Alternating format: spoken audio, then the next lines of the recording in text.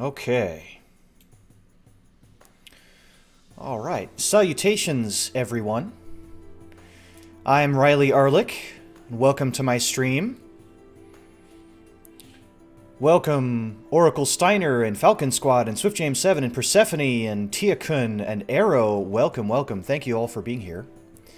Persephone, I know you've got quite a lot of work on your on your plate in MS Paint. I hope you have fun with that. Hey, Sacred Ratchet, welcome.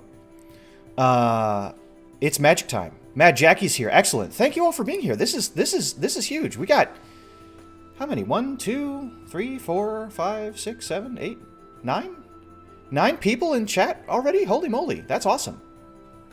I'm pretty ready. I'm pretty ready for this. This is a going to be a little bit of a different stream.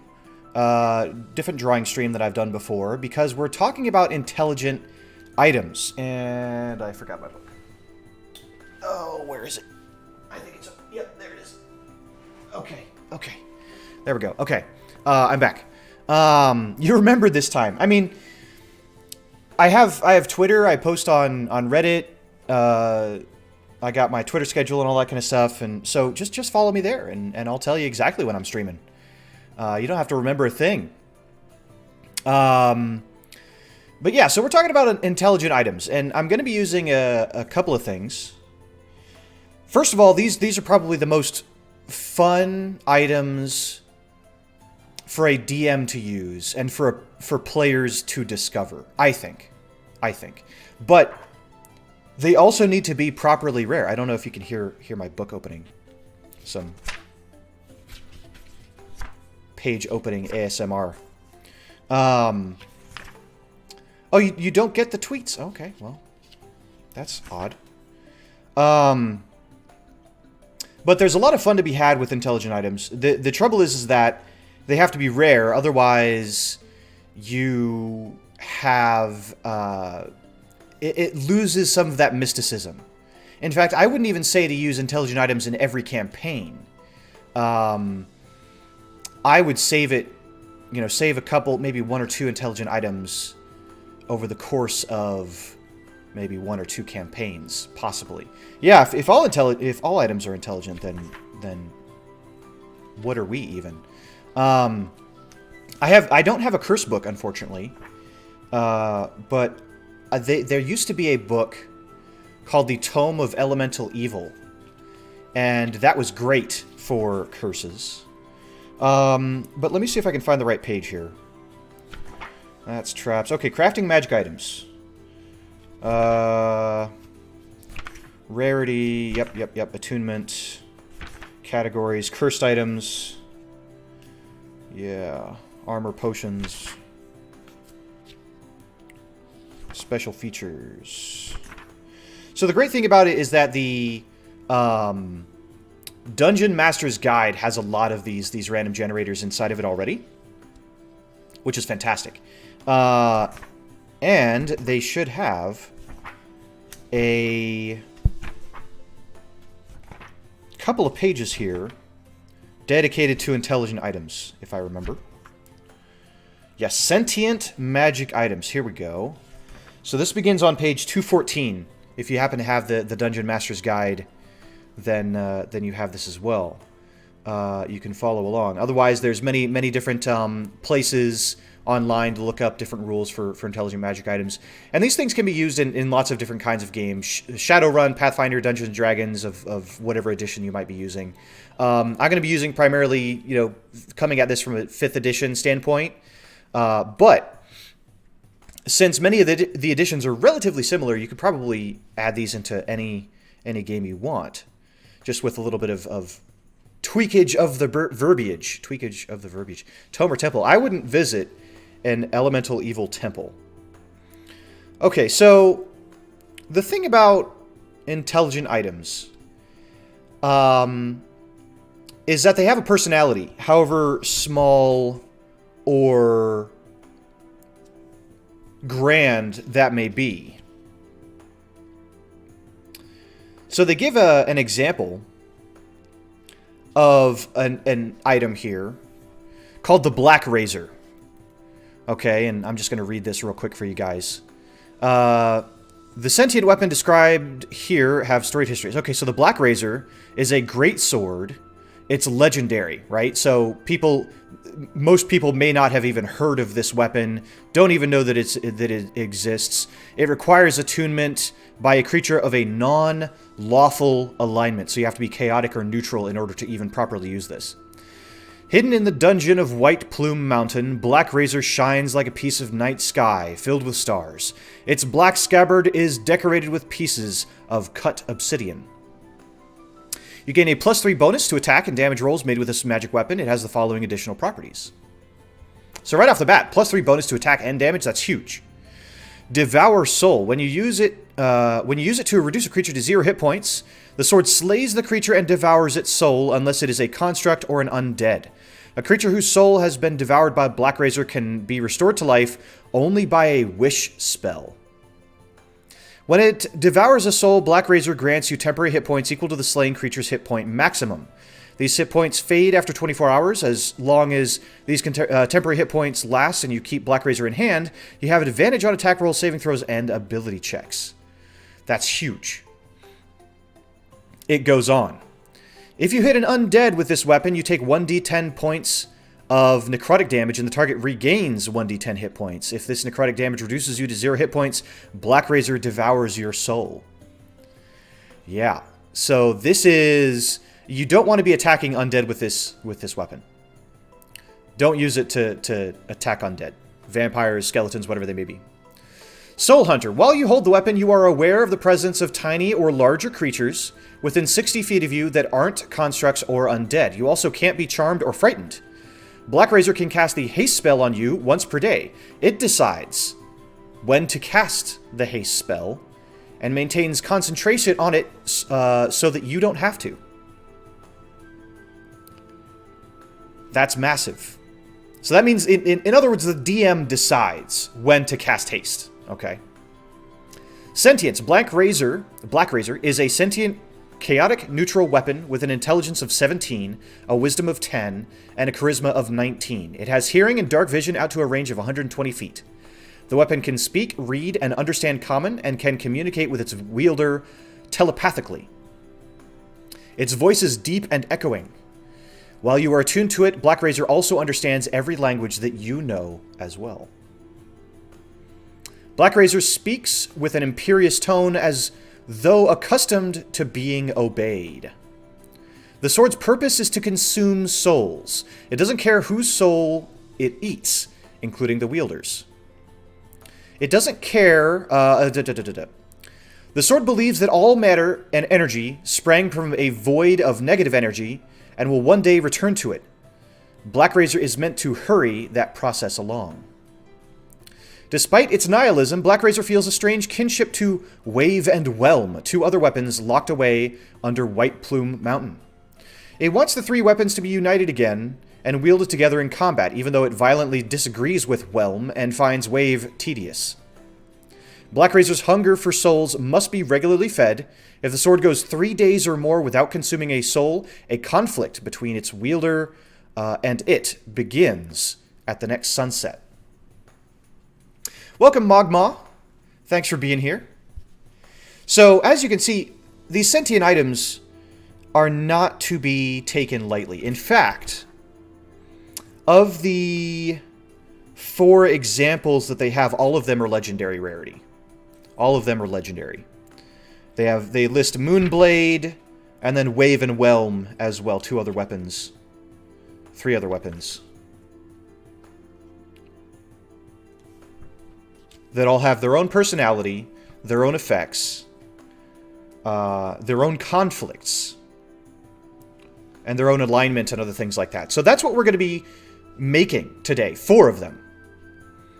Yeah, these are... I would say that if you use these, obviously White Plume Mountain is a specific place. I'm not exactly sure where it is in the D&D universe. I tend to focus more on creating my own worlds because I have a lot more fun with that personally. But you know, if you're a longtime D&Der and you know where White Plume Mountain is, then maybe you can look for these particular weapons.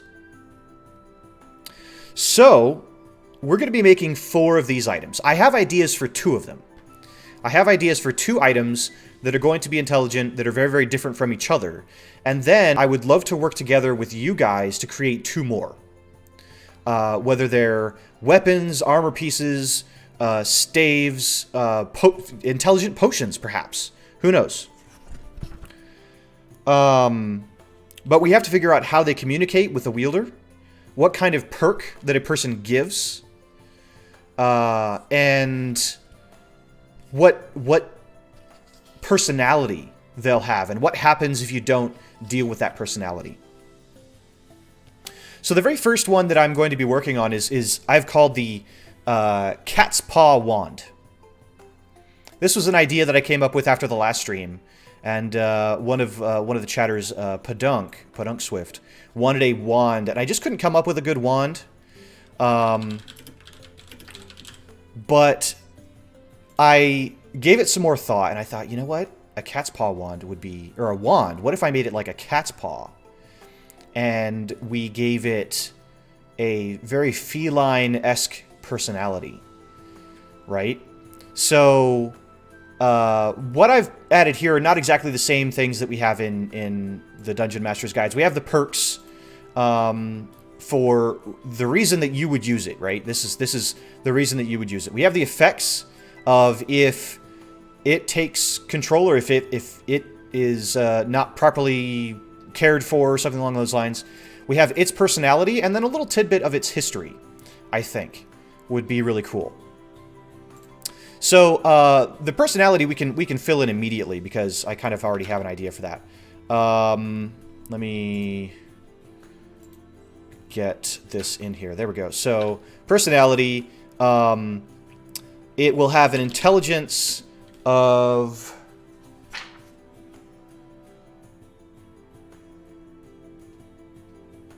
cats are pretty smart, right? Now, yeah, and an intelligence of 3 would be... 3 or lower is what a normal wild animal would have. But in this case, we're going to give it an intelligence of 10. It's going to have a wisdom of, let's say, 14. And it's going to have a charisma of, let's say, 14 as well. Okay, so 10, 14, 14. Cats are pretty wise. Cats are pretty charismatic. Cats are pretty intelligent. And this is a magic item, so it's even beyond that. So that's kind of what we have for that. Then, the actual personality.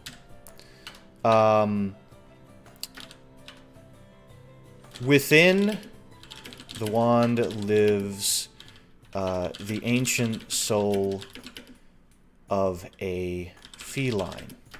This feline has particular habits and needs that must be met on a daily basis. Or so it believes. Right?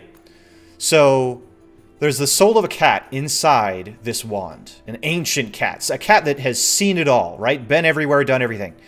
And even though it's a wand, it has a particular set of needs and wants that must be cared for. So the history.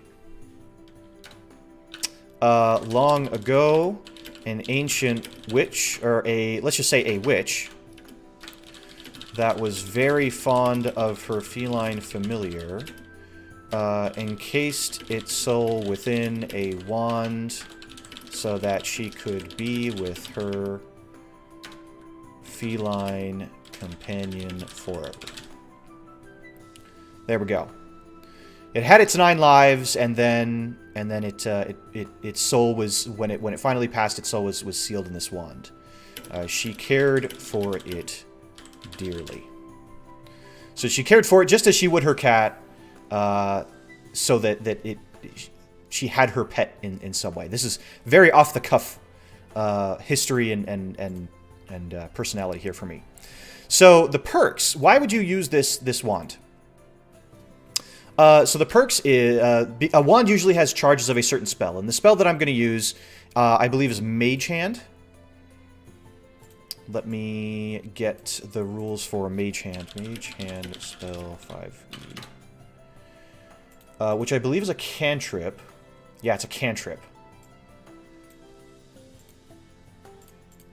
So this particular wand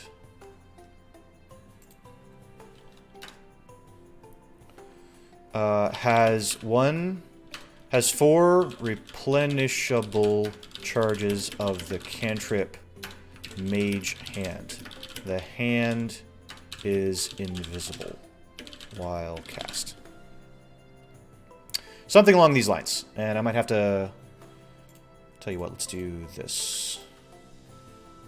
Can I move these over a little bit? No, I don't want to do that. I'll have to shrink the text a little bit.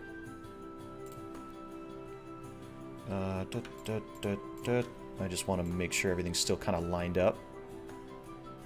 So, like that. Okay.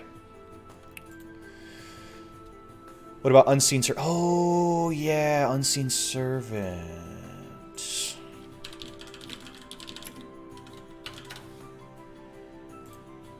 Unseen Servant is a level 1. Yeah, you know what? That might be better. Yeah, let's do that one. Has 4 replenishable of the... Whoops. Of the spell Unseen Servant. There we go. That's a little bit better than just Mage Hand.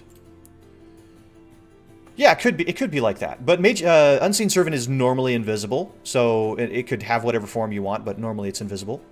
So we'll just leave it at that. 1d4 of that. Now the effect here, if you don't care for it. If not cared for properly, if not cared for, the wand will instead cause the wielder to disgorge a hairball.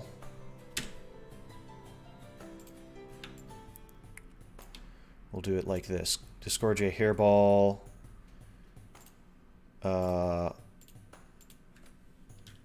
20...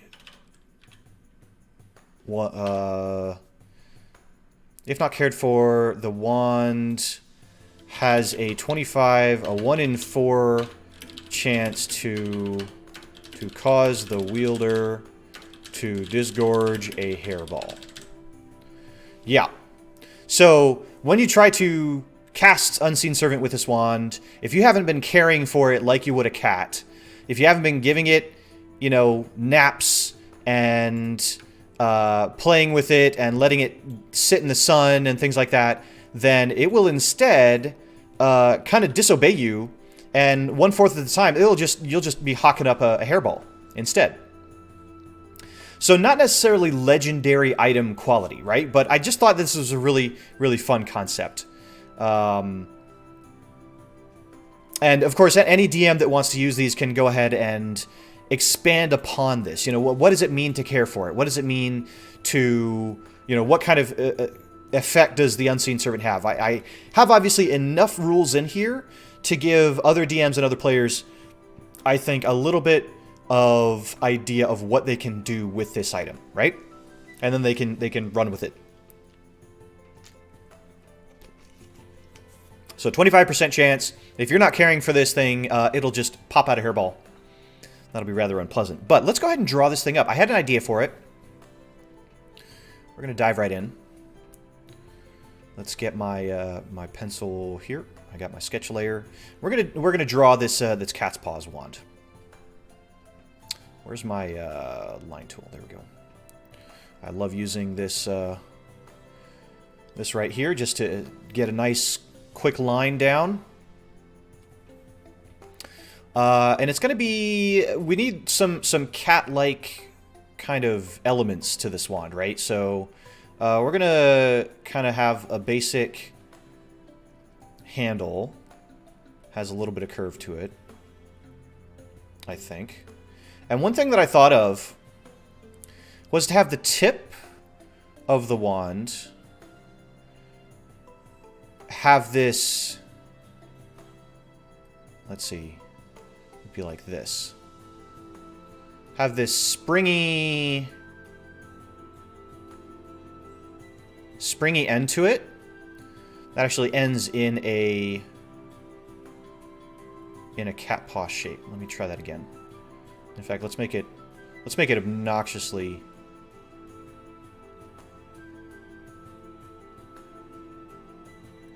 like that. I wasn't going to go for something like that literal.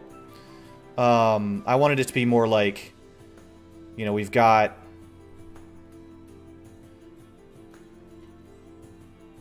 this this cat paw springy tip to it, right? So this kind of comes around. Yeah, like a cartoony cat's paw. Yeah. That's kind of what I was imagining. I've been thinking about this item for probably the past, well, I've been thinking about it since last stream, like, so, right? So like a solid week. Yeah, it's like a toy that cats would play with. So it's going to have this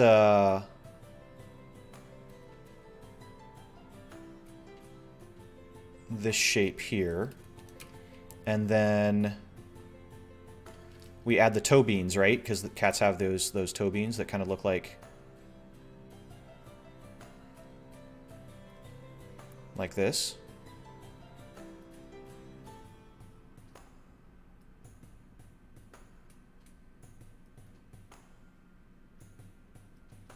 Like that, right? And then I wanted to add a few more kind of design elements to it. Like maybe whiskers coming off of here.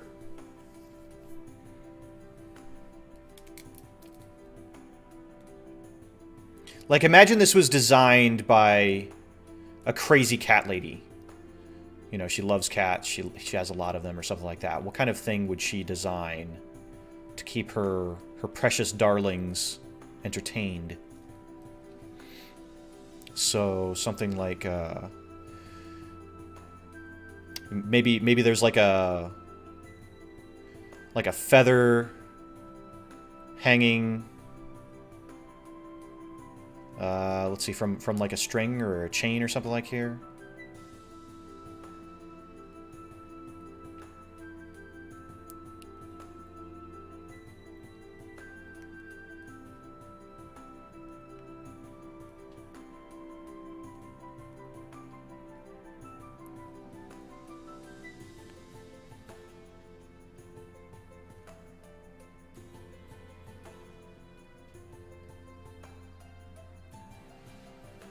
Yeah, like a jingly bell. What can we do? Maybe the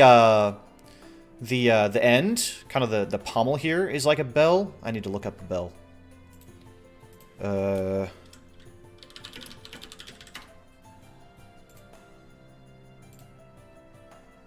Let's see. These are all modern cat toys. I need like a classic bell.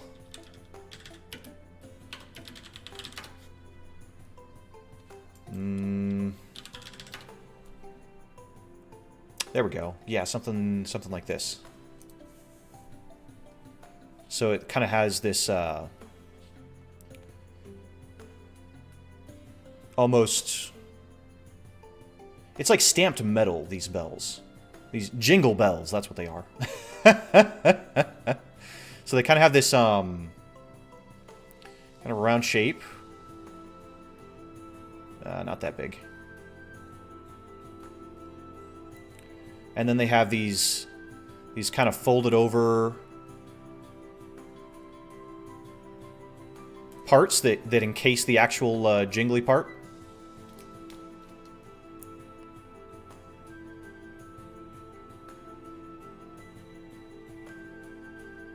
Like that. Yeah, right? What cat would not want to play with this, right?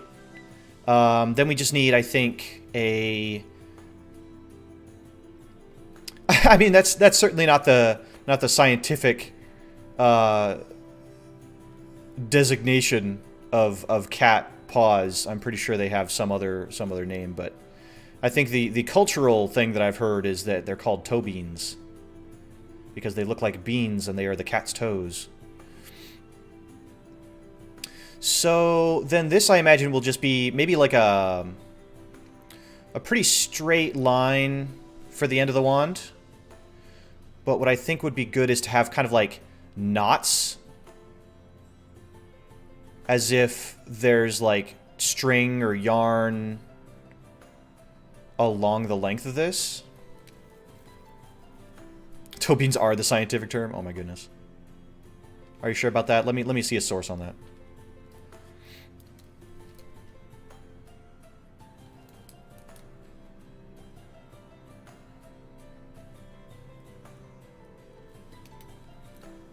Just trust you.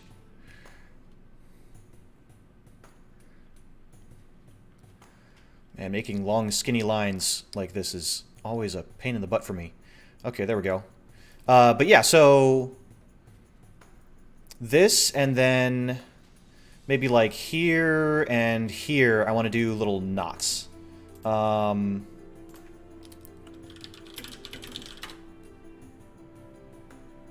Yeah, there's like a... I'm thinking about... I'm looking at this and I'm like, I should get some of these for my cat. Some of these toys.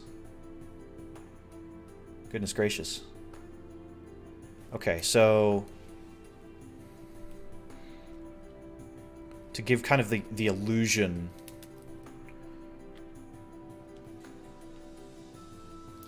that there are knots here. So it's kind of like... they kind of come in like this, and then around like that, kind of.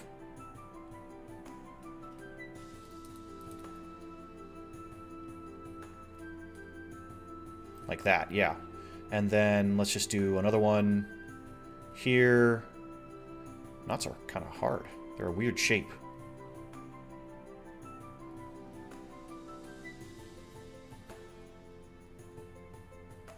Kind of like that. Yeah, that's good enough. Okay. So yeah, so, you know, here, imagine the adventurers are going through this twine handle scratching. Oh, that's a good idea. So kind of like, you know, so the adventurers are coming along. And they... I won't make the entire thing that twine, but I think maybe like a little bit, maybe the upper half of it. Just kind of have it winding around like this.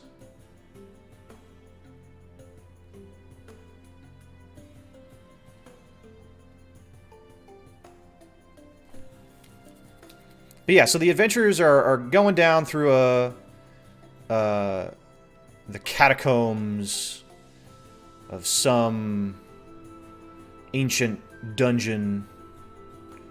They come across a little tombstone that's, you know, perhaps an old family pet. And this thing is just sitting there on top of the tombstone. This odd wand... this odd toy. You know, it looks like a child's toy, and yet it exudes this magical power. And perhaps the adventurers hear a soft meowing from it, the needy meowing of a cat that hasn't been fed today, or that wants to play or something like that. So one of them picks it up. They decide, hey, I'll take this. This looks interesting.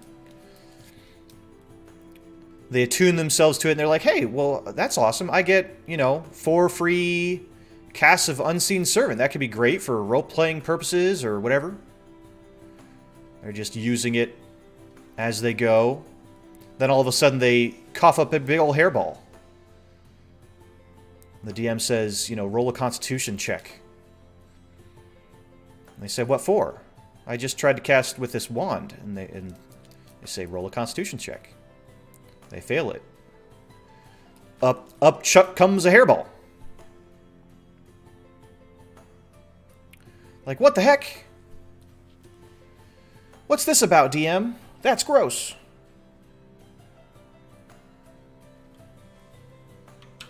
The DM says, it came from the wand. So they investigate it further and they find out that there's more to this wand. Much, much more.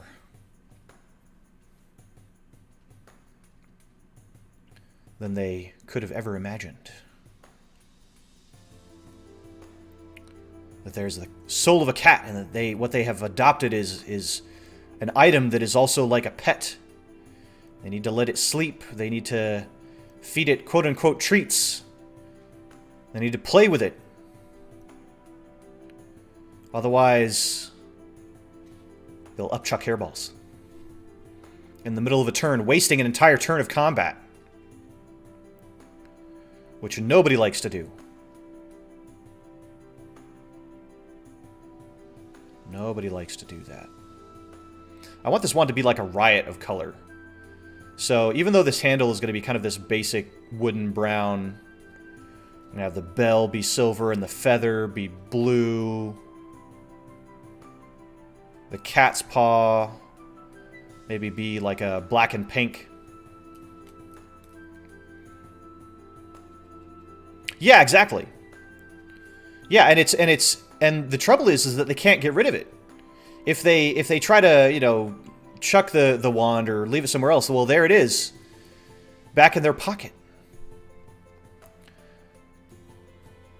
as if it never left, because it's a magic item, and it's intelligent, and it recognizes once you're attuned to it, you are its owner, you are its master, and you must tend to it appropriately. If you want to get rid of it, you're going to have somebody that willingly will take it off your hands, knowing all of the things that... But it's not like you can say, hey, have this free magic wand, and they're like, oh yeah, great. No, you have to tell them. You have to tell them about all of the things that are needed. You must explain the needs of this wand. It compels you. It compels you to explain the needs of the wand like a worried cat lady leaving their precious darling cat at somebody else's home to be taken care of. You must feed it 3 times a day, let it bathe in the sun for at least 16 hours. But there's only 8 hours in the day. Well, you better. Yes, the cat will cast itself. One way or another. Those are the things that I would do with this. I would, yeah. So if you want, and then the person's gonna be like, no way, I don't want that magic wand. And so you're still stuck with it. Until you find somebody that actually would get along well. A red feather? I'll do a red feather.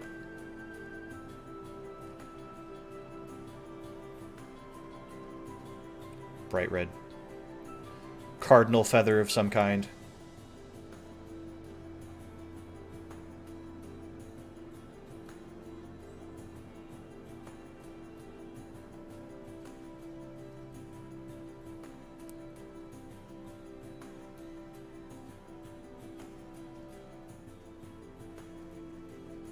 There we go.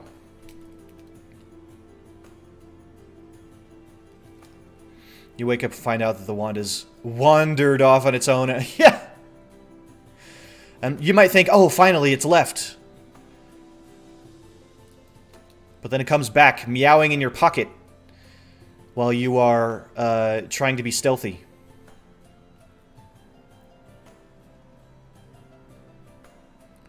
Suddenly the big bad guy is like, do you hear that meowing? I think it's coming from over there. From over there.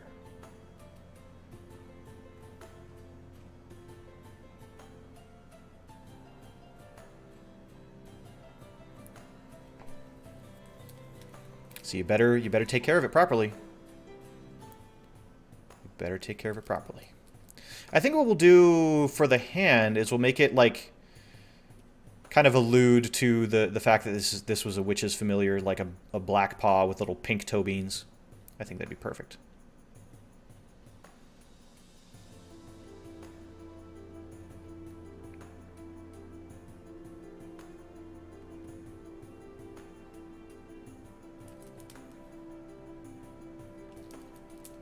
All primary colors, big and bright, just like you would expect.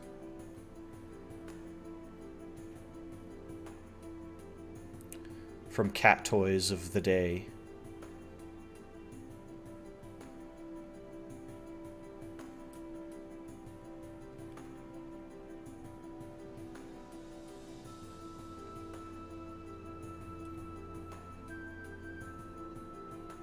So there's a lot that I could say about, you know, these magic items, little effects that I literally could not. I would have to write a tome of its own to describe all of the different ways that this magic item would interact with their players. But you know, this would stretch on and on and on, and at the end of the day, I think it's a lot more fun to have it just vague enough that you can kind of get something out of it.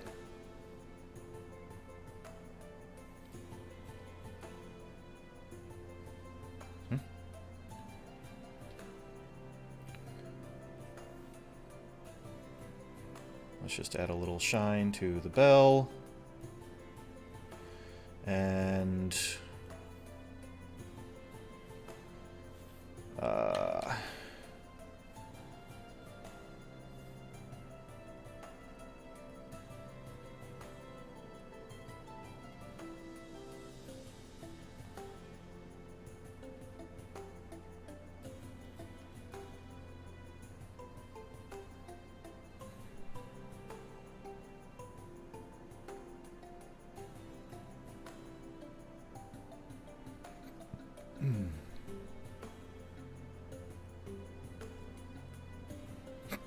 Excuse me. Goodness.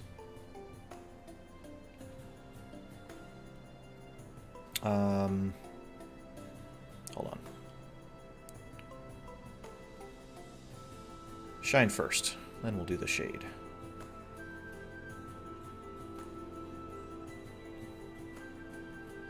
Just hitting all these colors real quick. And then we can come in and do a quick shade. Multiply this.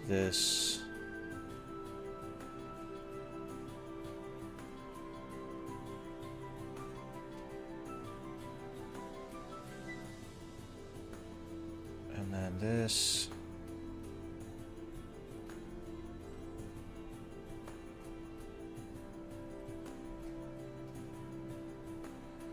And that should do it. Oops. There we go. Not too bad. A quick little thing. Looks like some hacked together cat toy, but in truth, it is an intelligent item.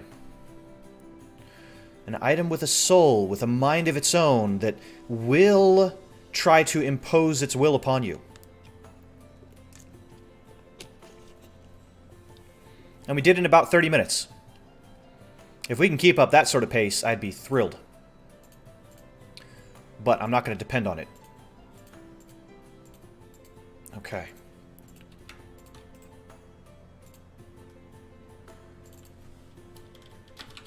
Cat's paw wand. Okay. And we will save that. Like all the ones before, these all will be posted onto my my Twitter account, of course. Free for people to use. I don't mind. I do not mind. If you want to add this to your campaign, do something with them, go for it. Go for it. You know, I say because previously I was using Kassoon for the item generation, and I do want to give them credit. I believe I still have their link in the description below, or at least I should. Yes. Oh, I actually still have the curse list. Well, we're not using those today, so I'll save that. But yeah, so that item generator is down there. If you want to see some of those that I've used in the past, I haven't used that in this one, but we may use that here. So I'm pretty excited. Let's see, what else we have here. I will copy-paste what I found. The digital pads and larger metacarpal foreleg and metatarsal hind leg pads helps. Okay, so they're digital pads. That's what they're called. Which you wouldn't think is... Because they're not digital like computers, as we've all learned, but digital as in digits. as in finger digits. Okay, anyway. So there's our first one. Excellent. Let me make doubly sure that I saved that properly. Yep, I did. Okay. So now we can go right into the next one. And this is, would you guys rather I do the other one that I have in mind, or do you guys want to go ahead and help me make a new one? Because we can roll some dice and things like that. Where's my dice bag? Here it is. We can roll some dice and make this happen. Do I have all the dice in here? Yeah, I do. Ooh, I like this set. They're orange. Want to hear them roll? Hold on, let me see if I can...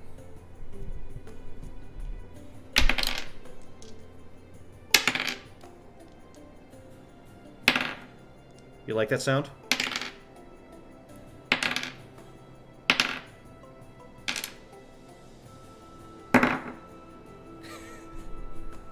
That last one was a chunky one. Okay. Okay, so we'll do the other one that I had in mind. That's fine. That is absolutely fine. Oh my goodness. This one is, I just got this idea today when I was washing my scales. We have a great sword. We don't have a great sword yet, but we can make one. Let me get this set up here.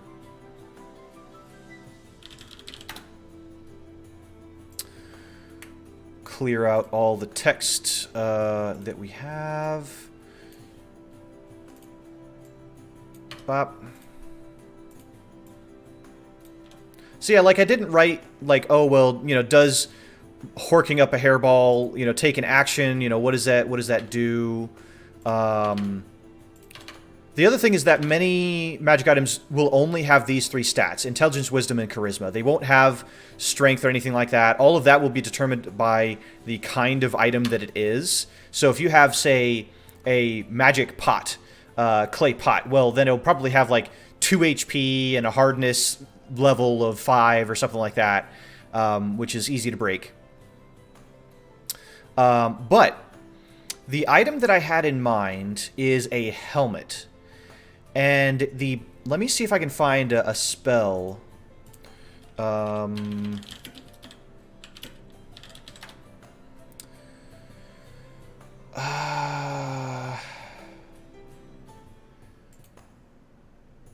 does what I want this to do. Is it clairvoyance?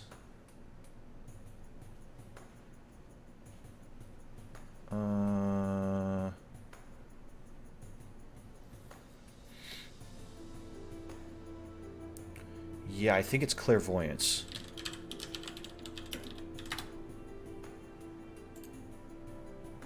Which is a 3rd level divination spell. The Spellmit. The Spellmit. Okay, so clairvoyance, the way that it works is that you create an invisible sensor within range in a location familiar to you, a place you have visited or seen before, or in an obvious location that is unfamiliar to you, such as behind a door, around a corner, or in a grove of trees. The sensor remains in place for the duration, and it can't be attacked or otherwise interacted with. When you cast a spell, you choose seeing or hearing. You can use the chosen sense through the sensor as if you were in its place. As your action, you can switch between seeing and hearing. A creature that can see the sensor, such as creatures benefiting from see invisibility or true sight, sees a luminous, intangible orb the size of your fist. That's not quite what I was looking for. I want an X-ray vision helmet because I have an idea for this concept.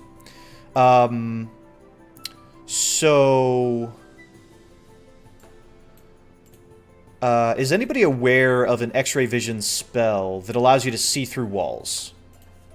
Oh,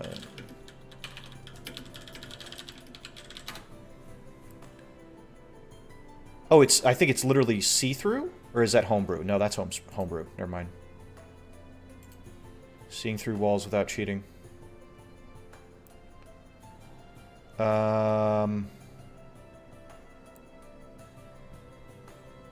Tremor sense. Is it ghostly gaze? For warlocks, they get something?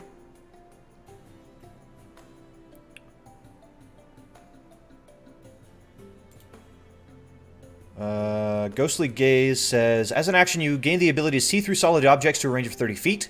Within that range, you have dark vision if you don't already have it. This special sight lasts for 1 minute until your concentration ends. During that time, you perceive objects as ghastly, transparent images. Once you use this invocation, you can't use it again until you finish a short or long rest. Okay, yes. So, oh, is scrying? I wonder if scrying... So, you can see and hear a particular creature you choose that is on the same plane of existence as you. Not quite.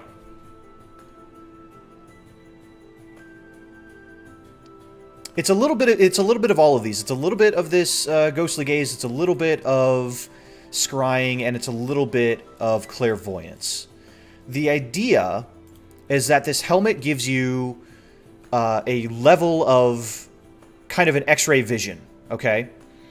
Now, there are no X-rays in D&D, so we kind of have to call it something a little bit different. The idea is that you can see through items to perceive solid objects. So, in this way, you could perceive someone's skeleton. You could see through dirt and walls to find hard metal. And so I would say it's kind of like a transparency that reveals items with a certain hardness, is how I would say the effect would work, or the perk would work.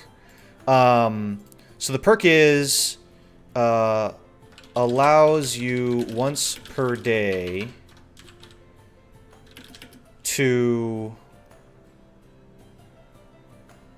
see through items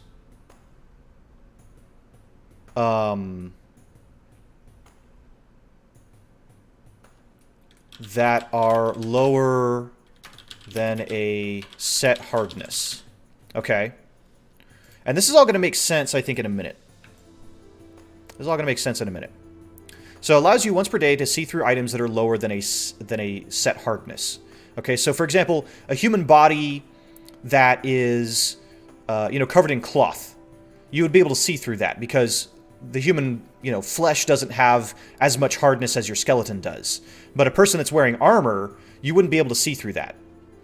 You wouldn't be able to see through their armor. You would see through kind of the parts of their armor that's maybe exposed, like where their elbow joint is or their, hip joint is or something like that. But otherwise, you would see their armor. You could also see maybe through wood and dirt, because wood and dirt have a low hardness level versus something like steel or iron. So it allows you to see through items that are lower than a set hardness. Does that make sense? Now, this helmet, I'm going to write the history because I think that's going to help determine the rest of this. I haven't fleshed all of this out yet. So the history is that was designed by a necromancer to quickly ascertain the viability of a skeleton army before bothering to kill a local population. So, a necromancer who raises the dead, he goes into a town with this helmet on, and he's looking around at all these living people and seeing, okay, well, what's the quality of their skeletons? How many Dragonborn are in this town that have good skeletons? Or are there, are people not drinking their milk in this town? Does that make sense? So that's the kind of helmet that we're dealing with. It's a undead detecting helmet, sort of. The idea is that you can see a person's valuables, perhaps. So at first glance, you're thinking, okay, well, if this is like an X-ray thing that sees a certain hardness, well, I can see a person's coins. I can see, hidden daggers. I can see, if a person has armor under their clothing. I can see if there's somebody inside of that tavern that's of a certain species, because I can detect, I can see their skeletons, so I can see if they have a dragonborn skeleton or if they're a gnome or something like that. The trouble is, if it takes over, then the effect would be, until you succeed in a whiz saving throw, you will only be able to see people as skeletons. Yeah.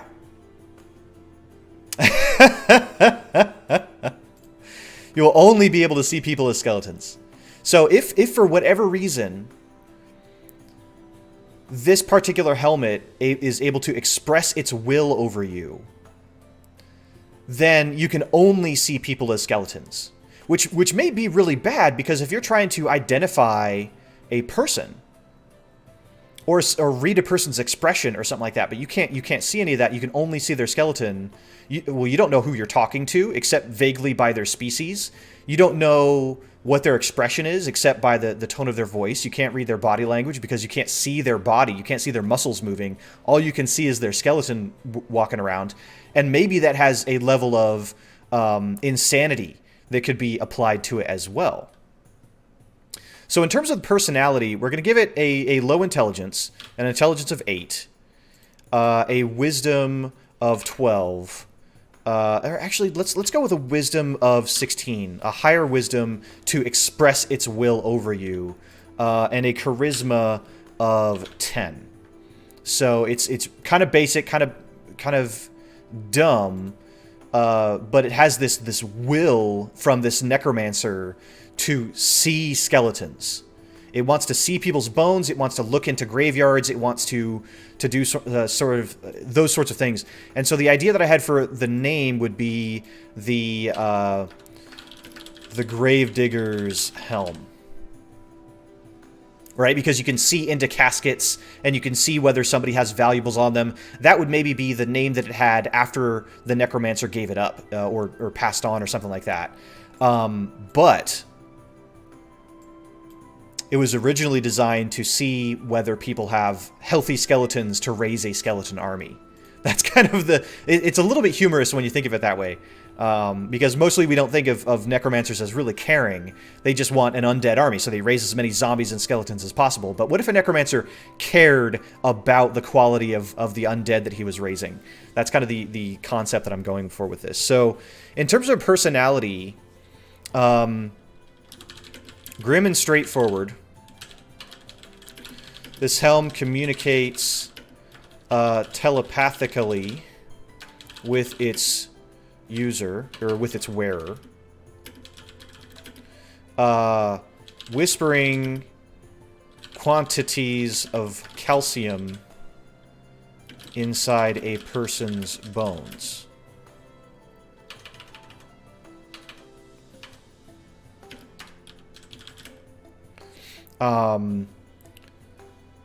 If unused, it becomes... if unused for its purpose, it becomes ornery. Yeah, that'll do. Let me just pull these down a bit so we get all the words in there. The Grey Necromancer. I have not heard of this story. Okay, so, and again, vague enough that a DM can run with it, but with enough rules that even an inexperienced DM could probably add this to their campaign. So now we need to design this skeleton viewing helmet, right? So let's do that. That's now the fun part. Well, I guess all of this is really fun to me, but I think the art part is probably the most interesting. Okay.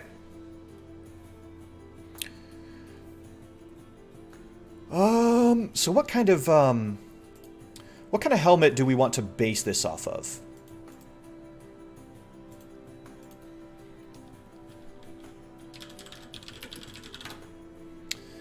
Perhaps a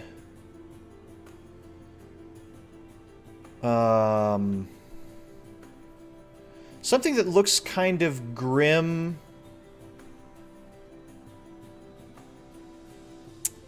There's a lot of different designs of helmet from all ages.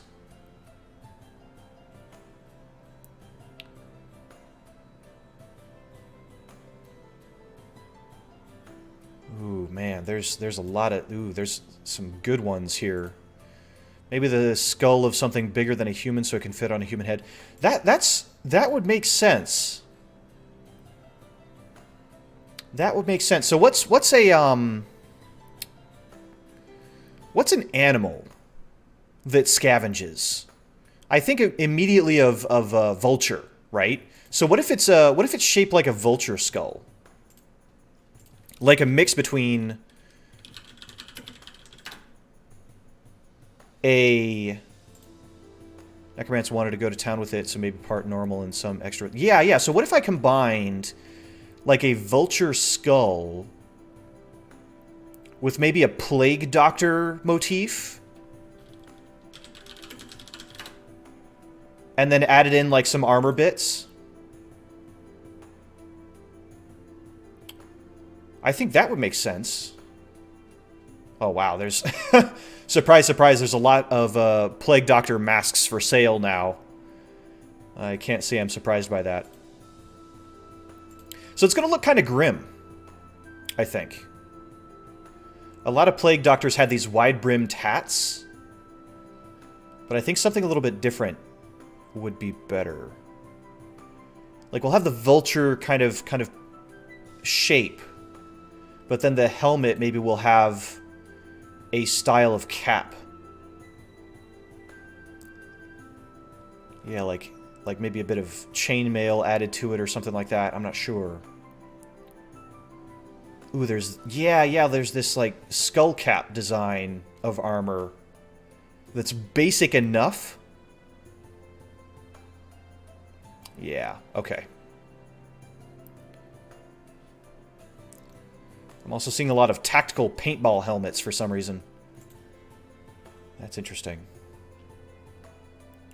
Yeah, something like this. Okay, let's get started.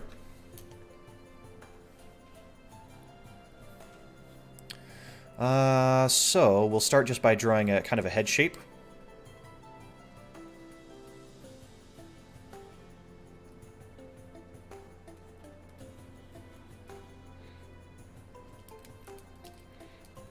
We're not going to do this straight on. We're going to do it in classic 3/4 view.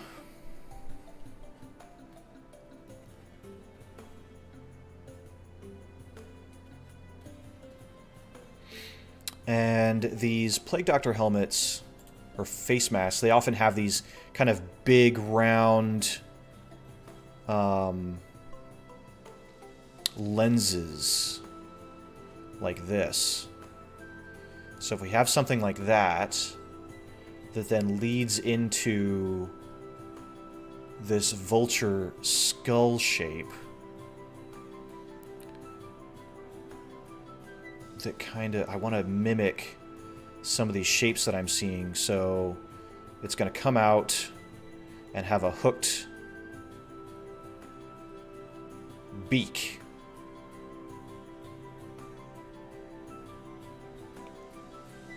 Kind of comes down.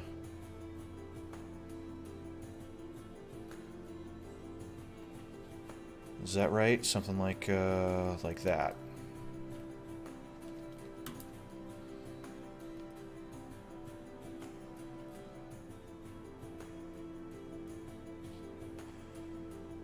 And kind of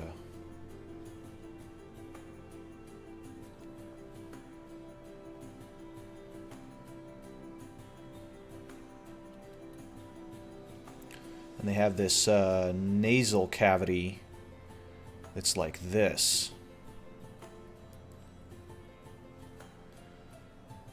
And a...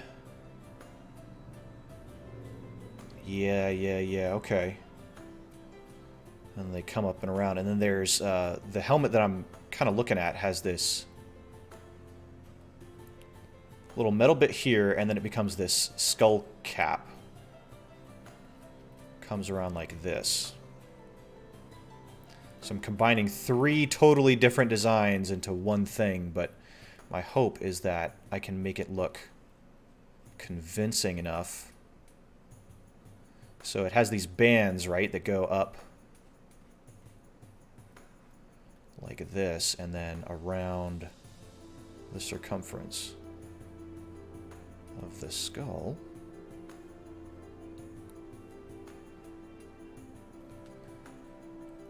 And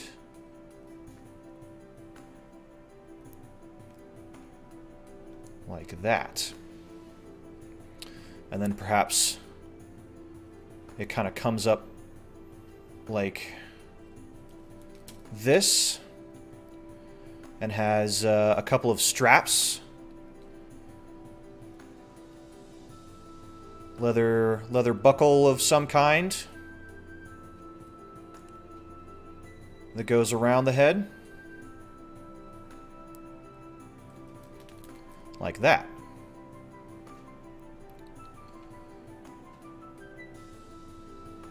So it looks a little bit nerdy, right?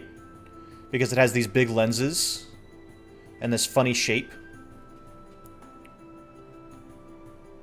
Like, what kind of nerd would wear this? A little bit of evil doctor. I'm kind of channeling maybe a little bit of that the doctor from Nightmare Before Christmas. That has all these zany ideas and inventions.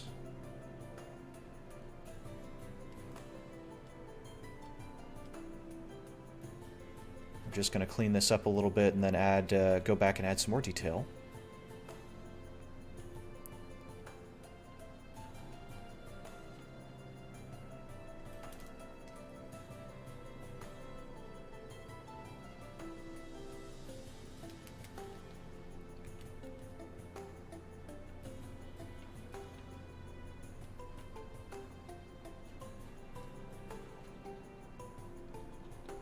Like this.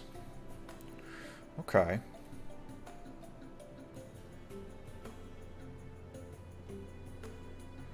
So this would be a cavity. This would be a big, geeky looking lens here. So let's kind of flesh this out a little bit.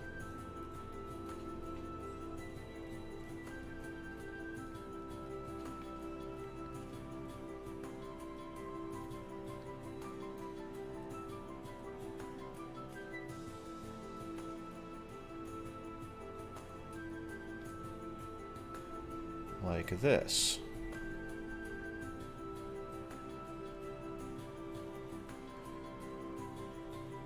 And these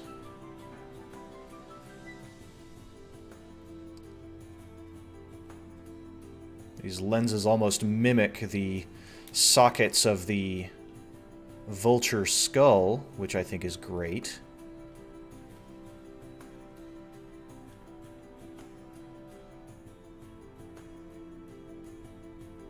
Oops, getting a little bit of lag in my own program. Uh-oh. Probably because auto-saving or something. Okay.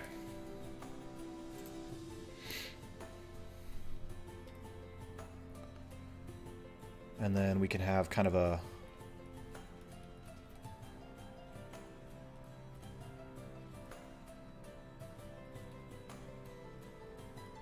maybe a separation of some material here. Maybe a different color.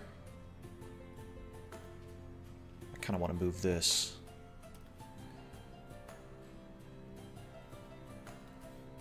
Let's just scoot that up.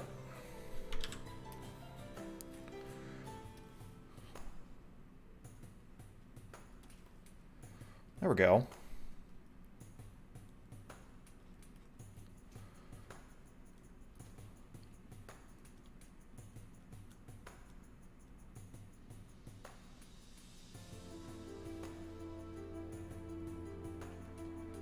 Something like this. Let's flip it.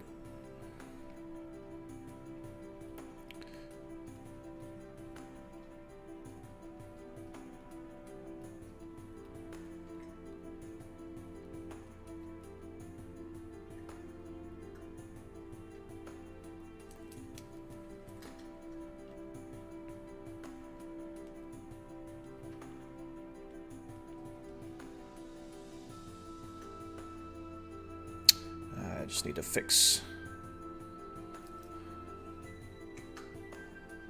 this up here. So this helmet, I mean, like I said, it could be very, very useful for things like rogues, bards, whatever stealthy character that you have. Could be very useful for wizards to target weak points or see what they need to see. But there's that catch. There's that catch that, if you're not careful, you might start taking sanity damage as you start seeing everyone in nothing but skeletons running around. Everyone that you see is just a bag of bones. I like this vulture beak coming out the front.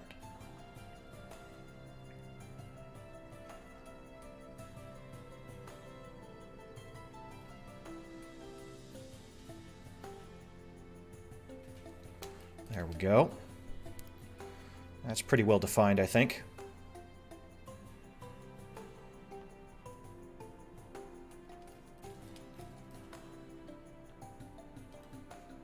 Just need to, let's clean up this buckle.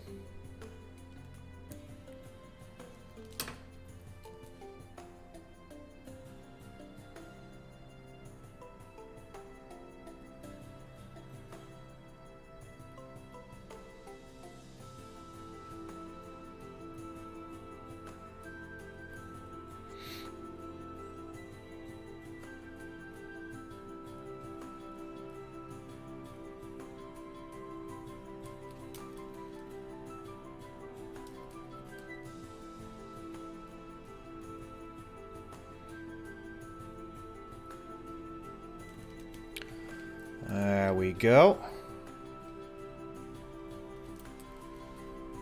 Okay. Let's go ahead and give it some color, huh?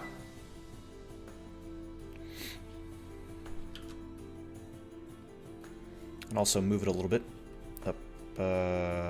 Whoops. Like that. Oh, goodness.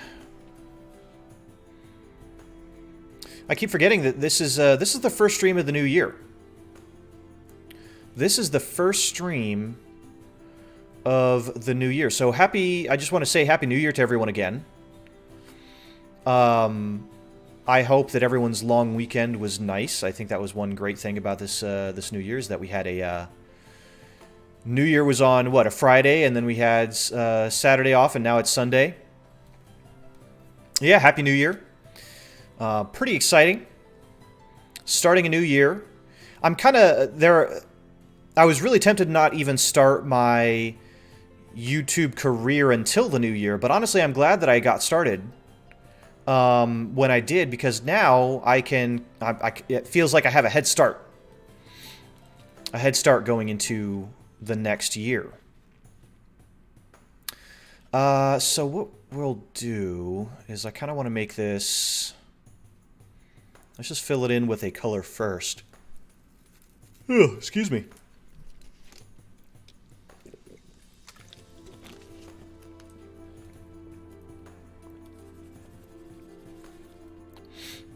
Let's just fill this in, and then we can go back and do details. I like this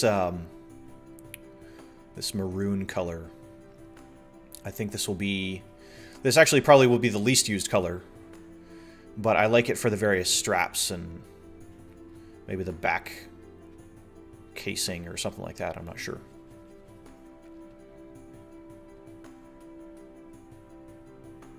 But I've got a lot that I want to do this year. I would love to, you know, say that I would love to reach my anniversary, right? My anniversary of streaming, which would be, I believe, in November, early November. I gotta go double check. I don't even know when I actually started. I gotta go check that. But that's kind of what I want. I want to be able to reach my anniversary. Keep making cool new things, stretching my creativity, whether it's drawing or writing or Minecraft or whatever other games that might come out this year. A friend of mine was sharing a post yesterday about video game anniversaries. A lot of classic games, a lot of classic franchises, very popular franchises are reaching their anniversary, a certain number of anniversary this year. I believe Pokemon is reaching its 25th anniversary. Let me go look up this this post here. What was it?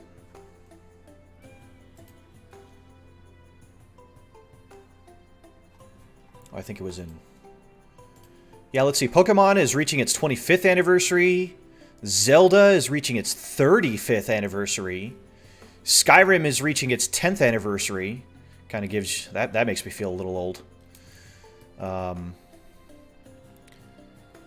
Skyrim, by many accounts, is still a fairly modern game.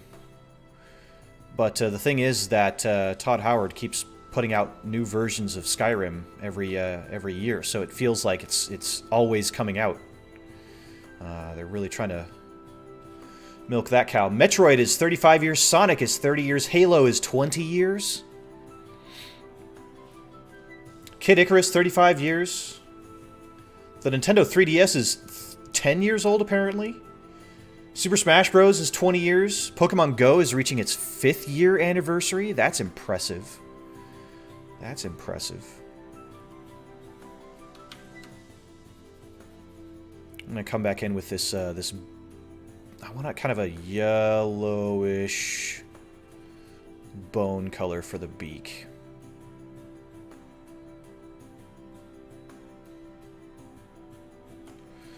What else we have? Resident Evil is 25 years. Overwatch is reaching its 5th year anniversary. Tomb Raider, 25 years. RuneScape, 20 years. Persona, 25 years. The Nintendo 64 is 25 years old. The GameCube is 20 years old. Crash Bandicoot, 25 years. Street Fighter 2, 30 years. Dragon Quest, 25 years. Donkey Kong, 40 years. That's the oldest one on this list. Donkey Kong, 40-year anniversary. That's this year. That's this year. That's really something.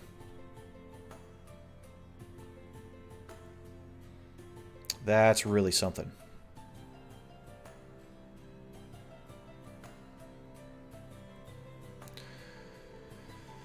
Yeah, I mean, well, aren't they working on Overwatch 2 or something like that? I don't even know.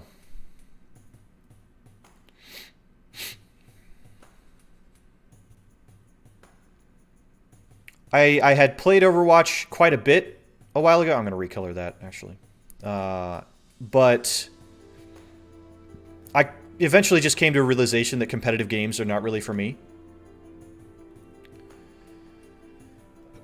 And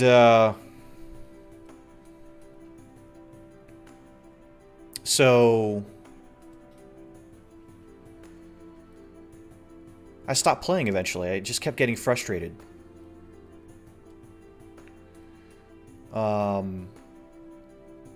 Whether it was my fault or my team's fault, you know, whether it was just because the other team was just too good.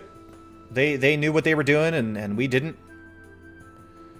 Or maybe I didn't, or maybe a new character had come out and everyone was trying out that new character instead of focusing on the game or whatever. I just got frustrated. I just got frustrated with it, so I stopped playing. but the fact that it has a 5th year anniversary, I mean, I know Overwatch, they release new skins or a new game mode every so often. I'm sure they'll do something. I'm not actually convinced with this set of colors.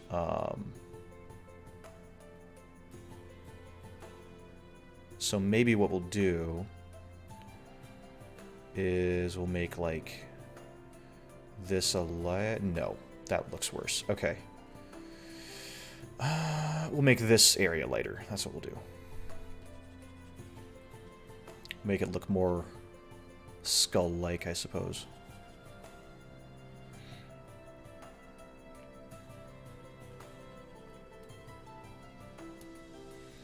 But yeah, that's a lot of anniversaries. Of course, we are kind of coming on the heels of this pandemic, though I wouldn't say it's really over. So it'll be interesting to see what happens, I think is the bottom line. I'm sure that, you know, many game companies, many developers have to plan these things years and years in advance in order to release anything. They have to keep it hush-hush if anything is really coming. And so all I can say is I guess we'll see. We'll see if some of these developers really take advantage of these anniversaries, or if we kind of have a quieter one because we can't really get a whole heck of a lot of work out. I want these to be this bluish, but I don't want them to be too bright. Yeah, like that.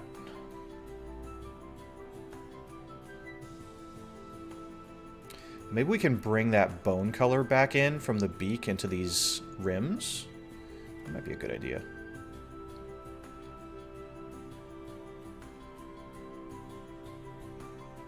I'm just having fun. I feel like a kid with a coloring book at this point. I'm just like, oh, la-di-da, what color do I want this to be? This is one of the joys, I think, of art. You can do whatever. I normally don't use artwork to relax, unfortunately. I think that's part of the reason. I've been discussing this with some different people. How, you know, a lot of people kind of lament the time that they quote-unquote waste, right? They waste it on watching YouTube, or they waste it on watching movies or playing video games. But I think that mentality is a little bit toxic in a way. Yeah, it's got a little bit of a steampunk vibe, doesn't it? I kind of like it. I kind of like it because it has a steampunk vibe. I need to change these straps. So for now, we're just going to make them this color. And you know what? I might just keep them this color. But yeah, so, you know, people lament not being as productive, not practicing that skill that they want to develop or whatever. And at least in terms of drawing, you're never too old. I'm a 1,000-year-old dragon, and here I am drawn. And this isn't beautiful. There's many techniques that I could use to be drawing faster, brushes that I could be using to be making this look really, really stunning. But I'm just having fun. And I think that's what matters. I think if you really want to develop that skill, you got to think about why you want to develop that skill. Do you want to develop that skill because you think you have to develop a skill? Do you want to develop that skill so you can get a job? Do you want to develop that skill just for the sake of... I mean, I think if you're developing the skill just for the sake of developing a skill, I think you're doing it wrong, in my opinion. That's my opinion.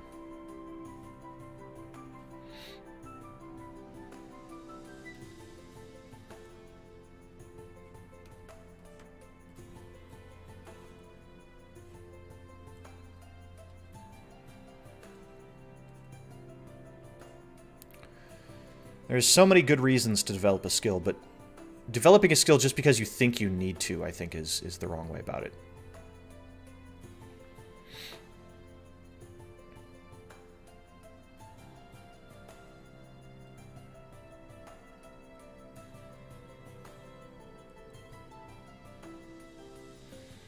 I'm not a fantastic artist.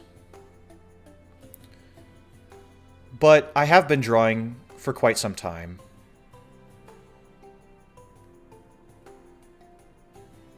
And I've picked up a few things on the way. I do want to get better. I do want my art to improve in various aspects. I want to, you know, be better at rendering some of these magic items and to draw characters better.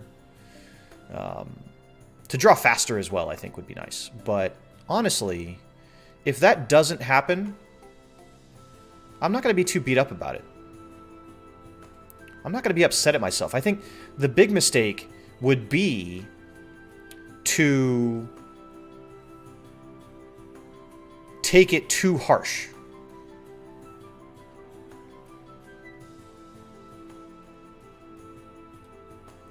If I'm beating myself up about being break with my coworkers, take care. Take care, Tia-kun. Make sure that you aren't caught watching streams at work, I suppose. I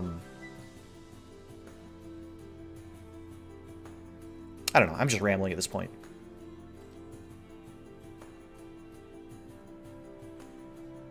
But that's what I would recommend. Consider why you want to develop that skill.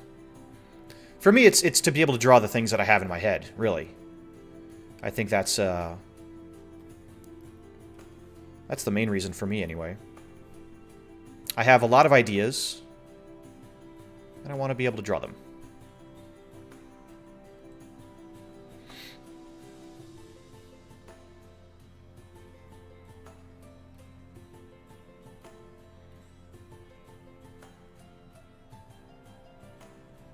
I don't want to get to a point where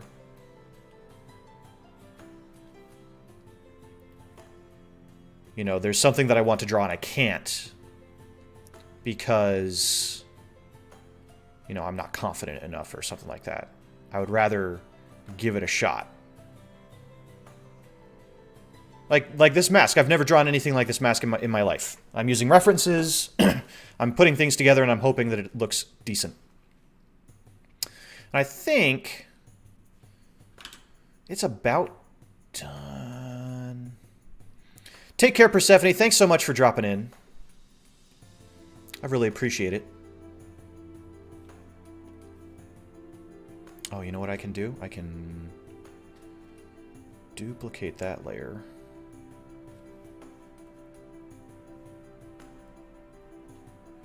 And then kind of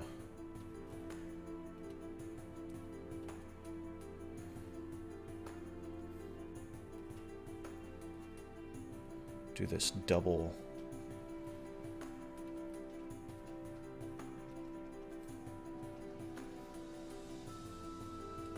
Add a little bit of layer to it. Yeah.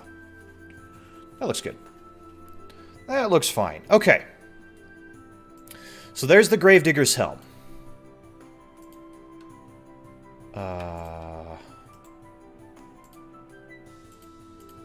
Simple little design, I think. Nothing too fancy.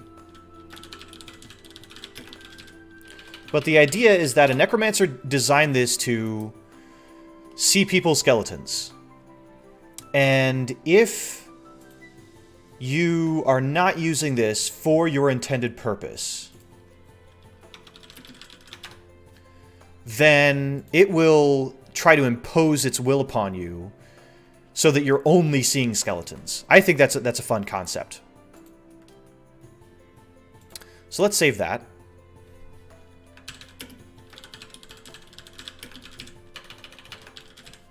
Let's start on another one. So what do you guys want to see?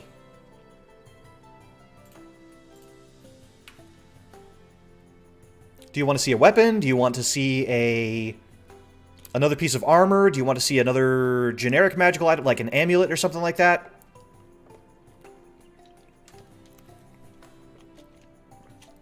I think Tia-kun mentioned a greatsword. We could definitely do that. Some kind of sword. Okay.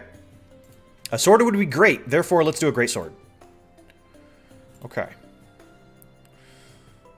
So let me get this text... This text cleaned up.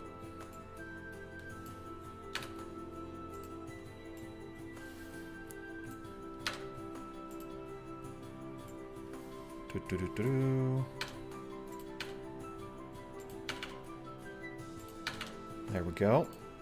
Get my template all nice and ready for us.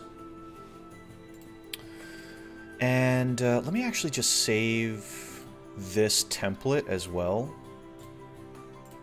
There we go. Intelligent items. There we go. Okay. That way that's nice and set for us. So a sword, huh? A sword.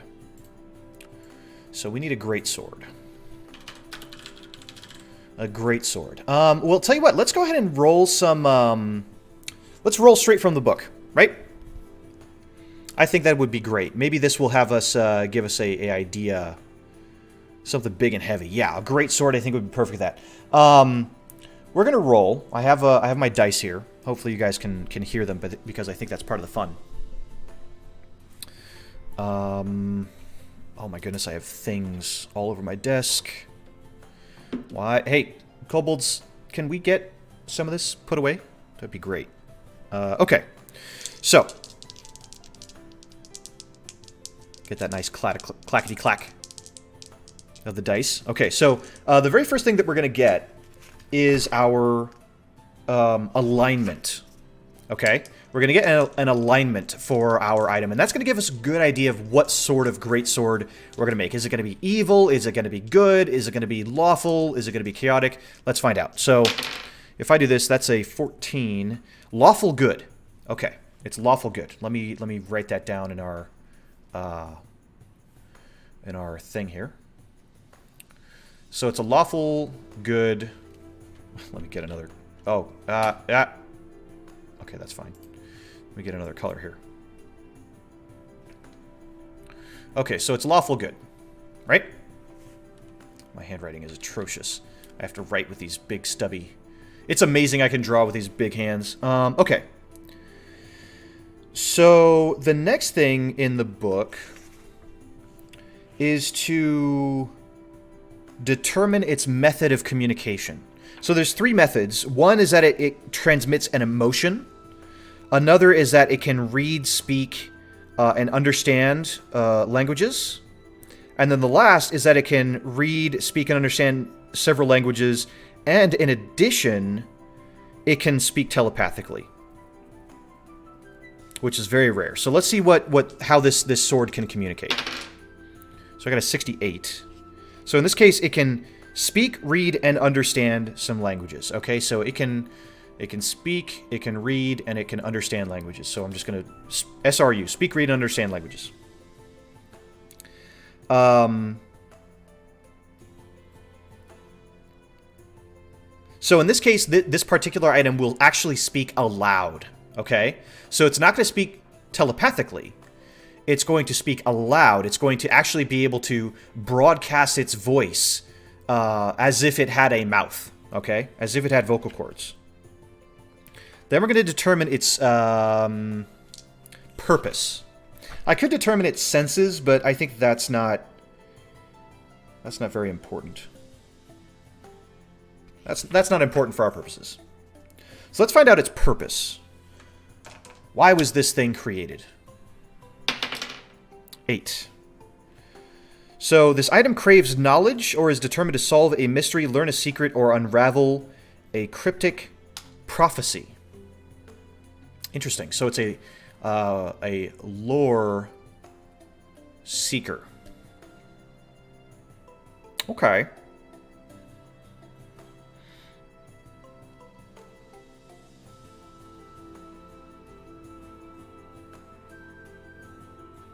Interesting. Interesting. So that's kind of what we're working with. So a lawful good greatsword. A lawful good greatsword that can speak, read, and understand languages. And seeks knowledge of some kind. Let's go to our magic item generator.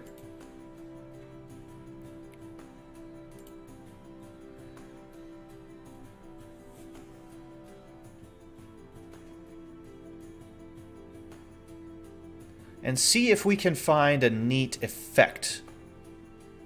A neat perk that this sword would have. Ooh.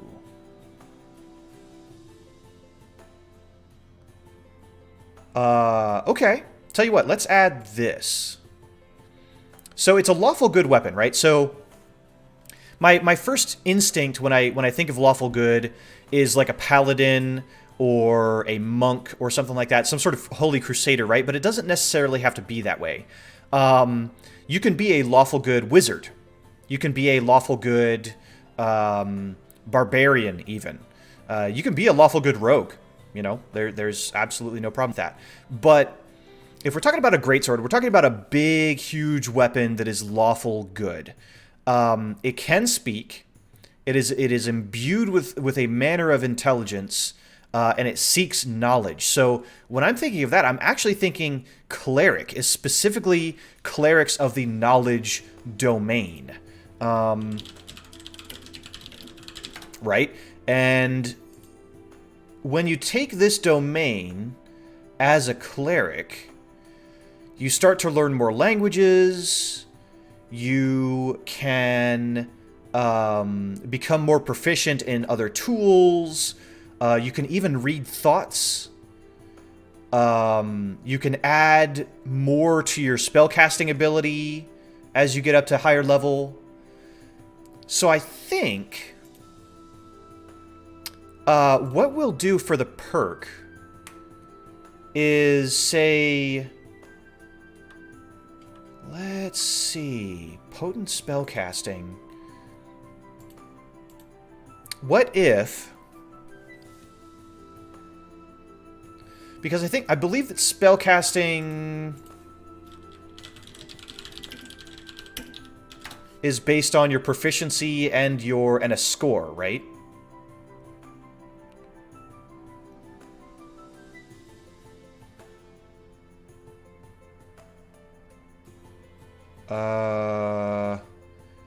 Yeah. So normally your DC would be 8 plus your proficiency bonus, plus wisdom modifier.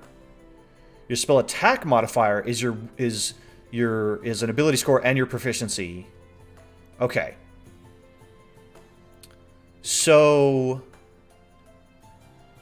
let's do this.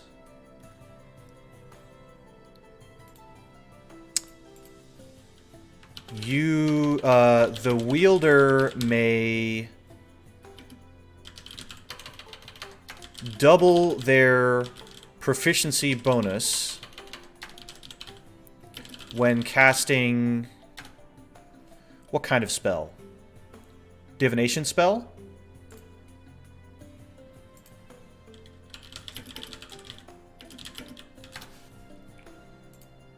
Spells by school.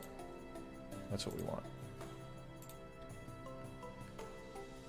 Abjuration, Conjuration, Divination, Enchantment, Evocation, Illusion, Necromancy, Truth. Yeah, so Divination. When casting Divination spells. Yeah. Yeah, I like that. Because a lot of cleric spells, a lot of knowledge-gathering spells are divination, right? So that fits. So you may double your proficiency bonus when casting divination spells. So I imagine that would apply to your spellcasting modifier and your spell save DC. So if you're trying to pull knowledge out of somebody's head and you have a proficiency bonus of 2 and a wisdom of +3, then normally it would be a +5, right? So the DC would be 8 plus 5, which would be 13. But this doubles your proficiency, so it becomes 15, right? So your proficiency is 4, your wisdom is 3, and then +8. So 4 and 8 is 12, plus another... Yeah. You see what I'm saying? I'm doing quick math in my head that makes sense to me, but I don't know if I'm have you guys following along. Let me write it. I can write it. I have this visible screen that you guys can see. So, if your wisdom is +3 and your proficiency is +2, then your spell save DC would be 8 plus 3 plus 2, right? Which would equal 13. But with this weapon, this is doubled, and so this same spell save DC becomes 15, because this number right here is multiplied by 2, right? Which means that people will have a harder time resisting your divination spells, specifically divination spells. I didn't want to just apply it to everything. I want it specifically for divination spells because that matches, I think, very well with the lore seeker idea of this particular magic item. So that is the... whoops. I need a better eraser. Come on now. Get rid of all this. Okay. So that matches that. Perfect. So that's our perk. It may not seem like a very big perk. But I think for people that are role players, I think it would be really, really great. I think it'd be really, really great. So that's the perk. Let's throw in a personality. What's up, Oracle? How's it going? Let's do an intelligence of maybe 14 and a wisdom of 12 and a charisma of 10, right? This item speaks like an old scholar using big... this item speaks like an old scholar with a gentle but inquisitive tone. It loves to ask questions to all manner of philosophical quandaries. What do I have to... D&D is done, and now I'm watching Riley Arlick draw magic items. Excellent! Excellent. I'm happy to hear that. Okay. So that's its personality.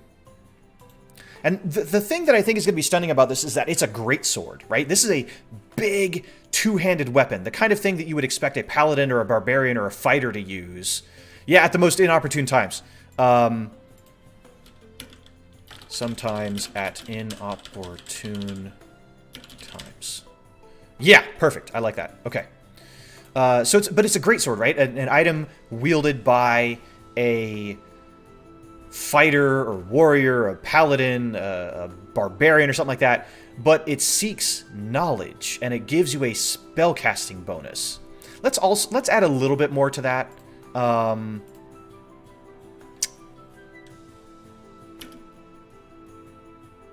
Also grants +2 to attack. Yeah, so yeah, that'll be a little bit better. Also adds +2 to attack. That way it's not like, okay, only for nerds. You know, you're also getting an attack bonus out of this as well. I think that's important. Okay. So its history, what can we come up with for its history? What sort of effect, what sort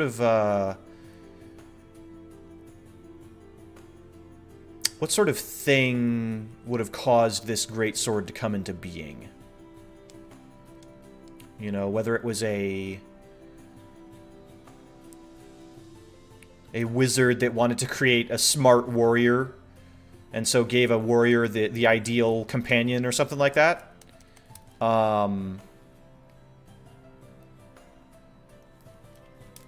Also got to hydrate.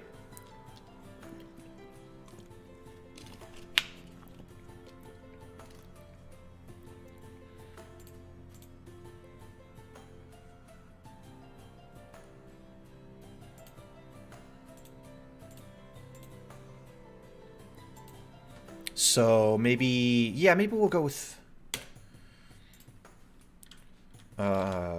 designed by a wizard long ago that wished to create the perfect companion for a warrior, for a very dumb warrior. Yeah. And then the effects. So, if...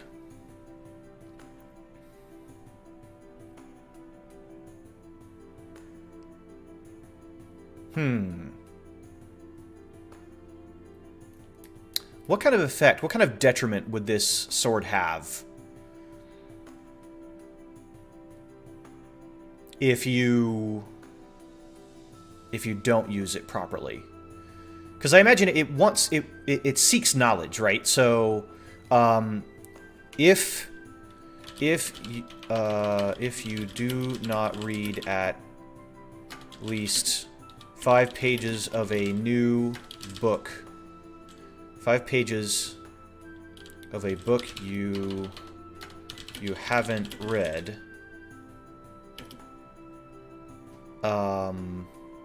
the attack bonus is withheld.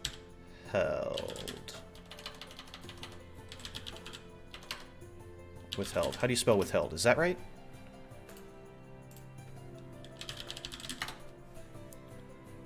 Yeah. Yeah, that is correct. Is withheld. Yeah. So then the only bonus you get from it is the divination, so that you can continue to seek knowledge. But you have to read 5 pages that you have not read before. So you can't just reread, the same book over and over again. You have to read a new book every day. Haven't read... Do not read at least 5 pages of a book you haven't read. I guess it would be per day.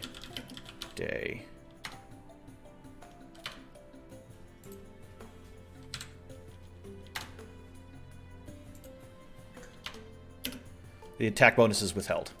So it prevents you from using it better. It prevents you from getting that +2 damage, +2 bonus to attack. And stubbornly, will pester you to read more. And to spend, however many minutes per day reading a couple pages of something new that you haven't read before. I like that. I like this. So it's kind of like this overbearing teacher. So we'll call it the...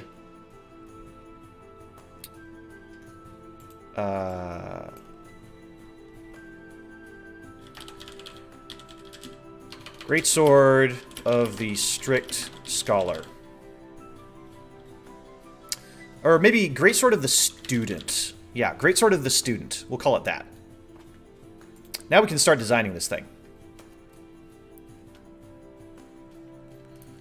Alright.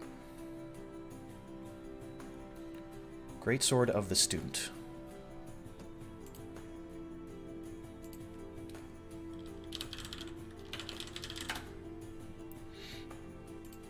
So greatswords are huge.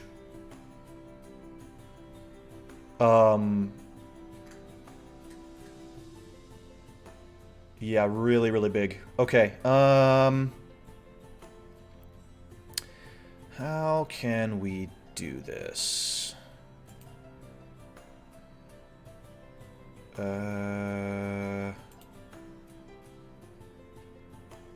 Interesting.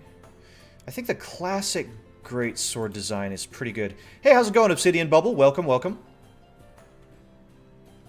We are on our 3rd item. Our 3rd intelligent item.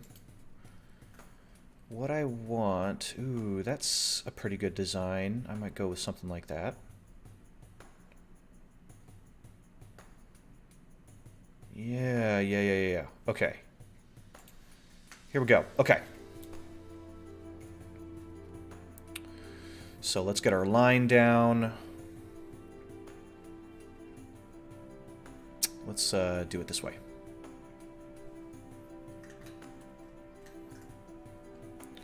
Most of a greatsword is, of course, the blade itself.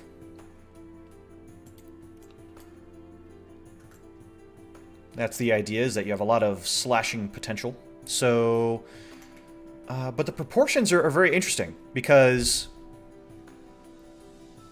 you do have a very long handle for greatswords as well. But the idea that I have is for the guard. Tell you what, let's do our little symmetry trick here. Where's my ruler tool? There it is. Symmetrical ruler.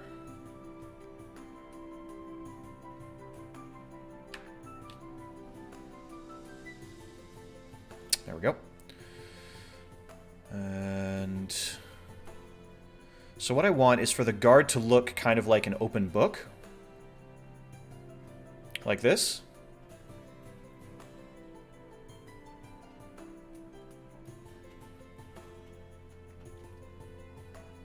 I think that's a clever aspect.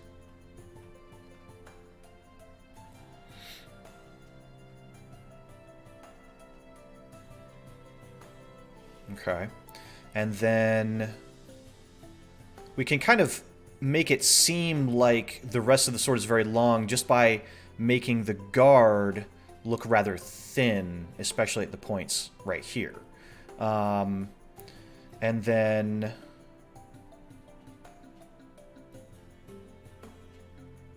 we have a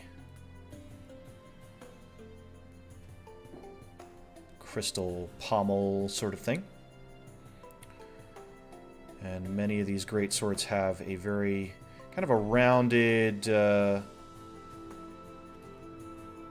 handle like this. Actually, we don't need that anymore because we have the ruler line.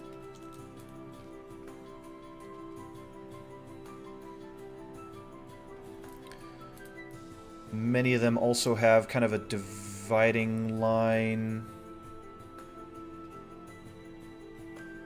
like that.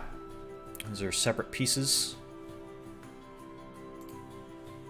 And then, how do we want to make the blade? Maybe I actually want this to be thinner. Hold on.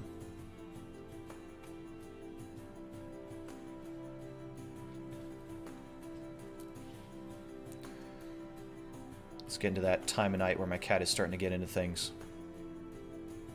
There we go.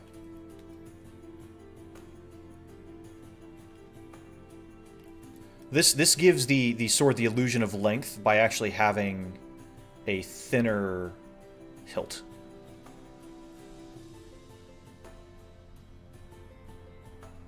Okay. So as for the blade, we want a big old honkin' blade, right? This is a great sword. No sense holding back. So we'll have this kind of sprouting out as if, you know, it's a font of knowledge that is rising from this sword. Curve it a little bit, and then come out. All the way up to here. Beautiful. Nice big greatsword. Any barbarian would be thrilled to swing this thing around. Right? That's the idea.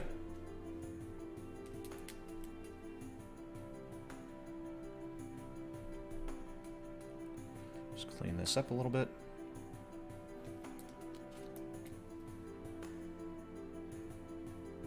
But I want to add a little bit of design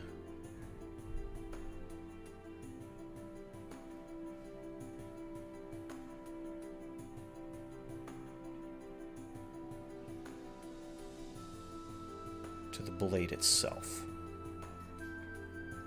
So perhaps I like this kind of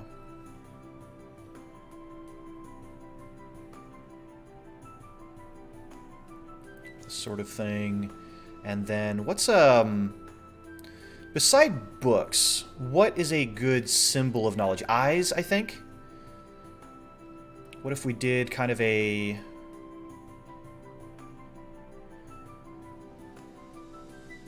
we can make this look like an eye design going part way up. Owls, yeah. Owls are good.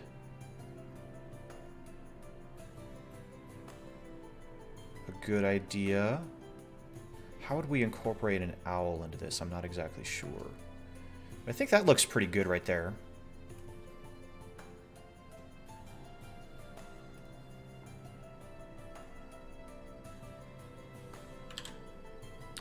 Just kind of an eye design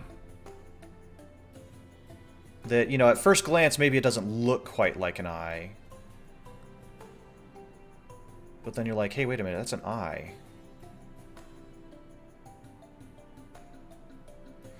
You know what? It would actually be kind of a good idea to design the scabbard as well. So let's take a new layer here.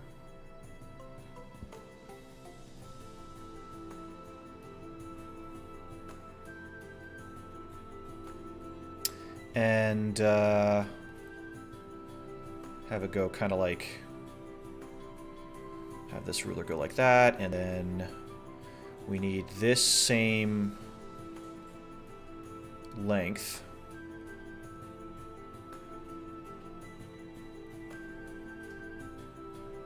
And then to go all the way to the end. Let's start by just moving this to there, maybe? And then we can move this beside it. Oh, you know what? We'll have it going across.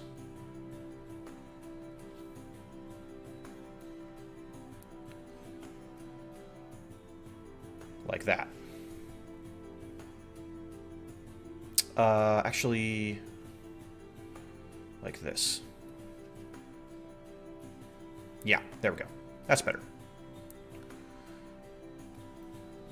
So, and then maybe we can add like an owl kind of motif.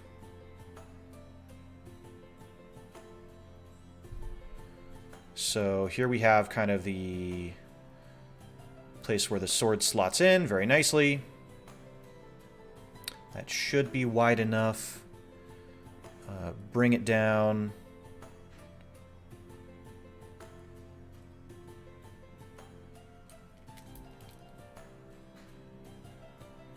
So not just the sword, but the scabbard as well. We'll also use this opportunity to throw in a... You know what?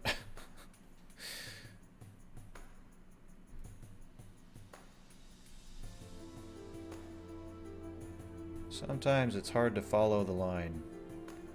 Drawing straight lines is very difficult. Okay, there we go. And then we just need to flip that.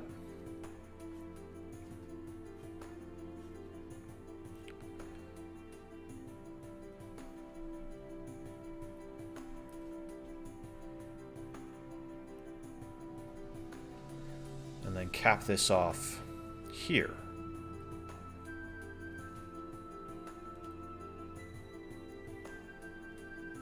With that same kind of design that we have up here. And let's also just make it clear that this is behind the sword. And I do want to add in an owl motif. There are... Yeah, let's go with... I want this kind of wrapped wing kind of design, perhaps. So we could have maybe... Yeah. So if we make kind of an owl face... Not owl face paint, just owl face. Stop trying to predict what I'm saying and just give me what I want. There we go. Yeah, so a lot of owls have this sort of shape to their faces like this. Look at that. That's clever. And then we can bring in kind of like a design of the wings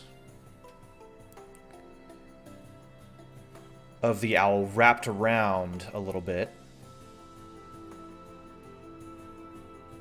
here.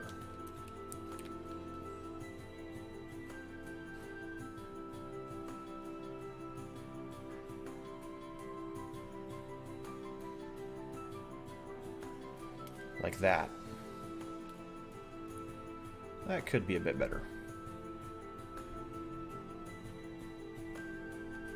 But it gives an idea of a little bit of the personality of the sword as well by having this this scabbard added on. Gives us an opportunity to add more detail.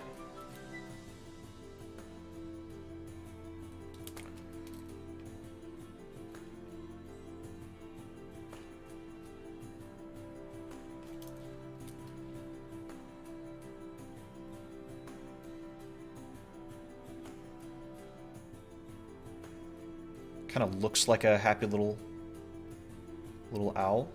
Every sword needs a friend, so give it a scabbard. And then we can maybe just bring a line down here, like that.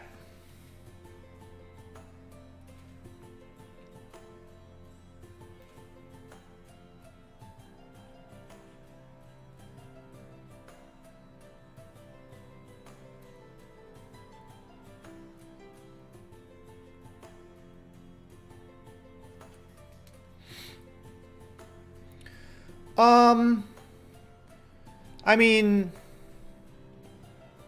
let's put it this way. There are fighting styles that use the scabbard as well. But many scabbards are made of wood and leather. And it's really only the bottom part here and maybe the top part here that's like decorative steel. So I personally wouldn't recommend using them as a weapon. But there are ways to disarm an opponent with your scabbard. Yeah, I wouldn't recommend using this one as a scabbard, because you imagine, like, there's probably a piece of wood that travels the length of this, so that the scabbard keeps its form. Then you have metal here, and then leather wrapping it all around. It'd be like trying to hit somebody with a very, very long chair leg or something like that would be the best. Which, hey, you know what? In a pinch, if you want to hit someone with a chair leg, great. What's this? I don't need that layer. I don't need that layer. I need these layers to be merged. Okay. Let's delete that ruler. There we go. We don't need that anymore. And we can start coloring this.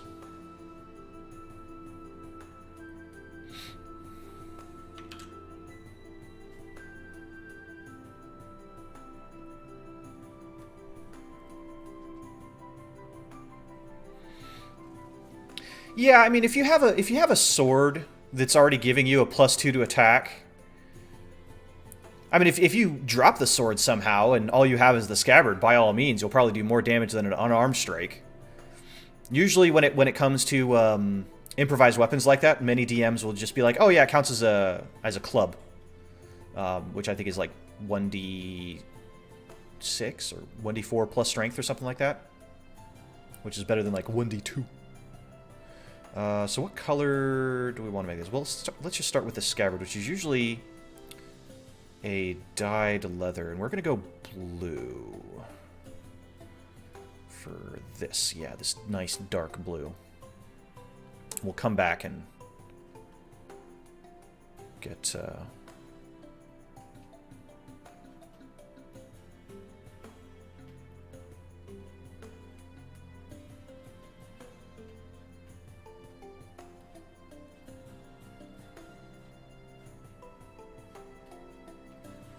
Doodle doodle do.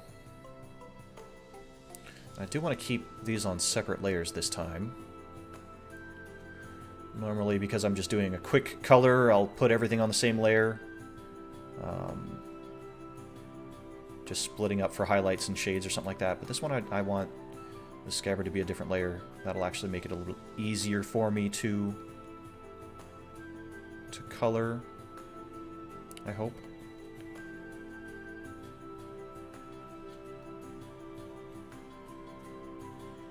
Why can't I get this? There. Okay.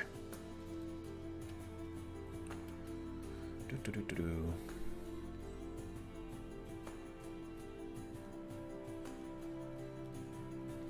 So yeah, I like some of the designs that we managed to bake into this particular sword. The owl scabbard, the eyes coming up the length of the blade, the book guard.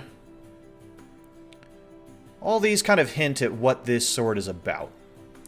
And you might be surprised when suddenly it corrects you as you're slaying a monster. You'd be like, "Ha! We took down that goblin."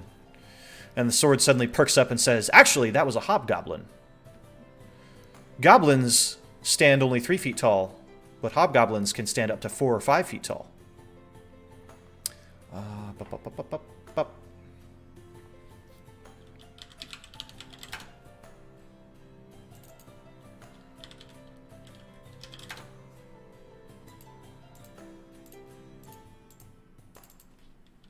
Getting all my layers set up here.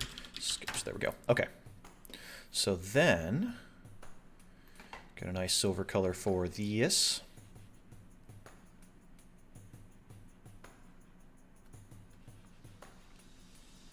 Sword is dripping in blood. I was like... Actually, if you had swung 2 degrees higher, you would have been able to decapitate that monster with much finer ease, as the blade would have passed through its neck vertebrae instead of against its shoulder guard. Giving you all these pointers on how to fight better.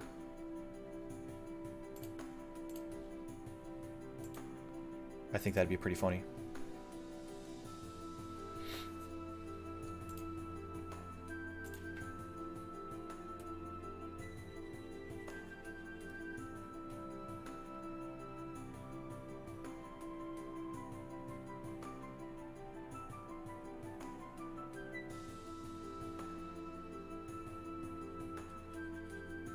Now that you've slayed all the orcs today, be sure to do your daily reading. That's what I imagine. Call the sword the actually. Actually. That's terrible. I love it. Oops.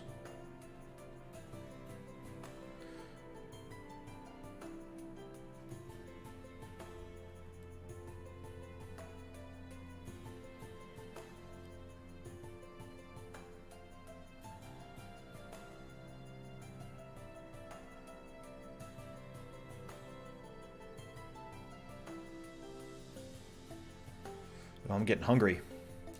I'm going to need to get some food soon. Ooh, do we want to make these like a pale gold? Yeah, I like that.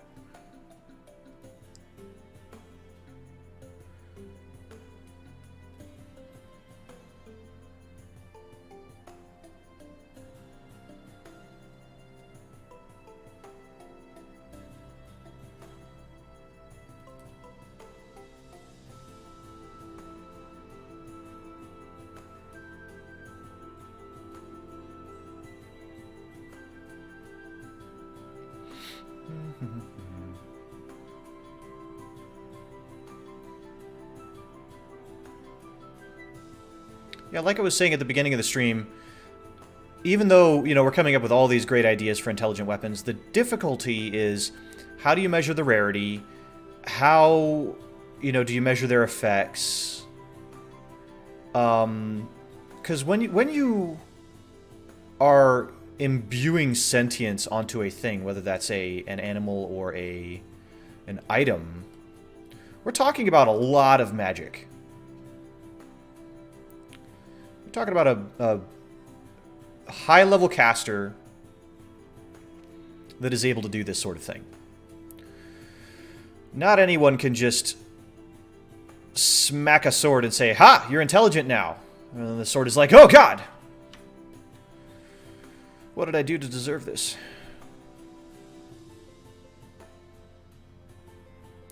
That's generally not how it goes. That's true. It is fun just to make things. I do greatly enjoy just making things. That is true.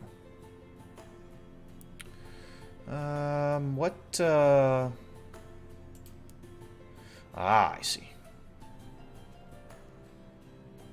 Yeah, this reference that I'm going off of, actually, that's kind of a nice touch. What if I just take a similar color and then actually kind of want this to be, yeah, this kind of classy mahogany color for the handle, the hilt. What am I saying? I don't know. And then we'll take this, but make it a little bit warmer for this bit.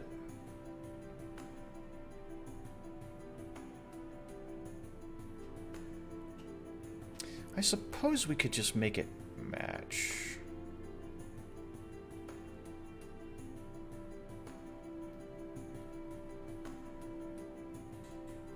Do we make it match?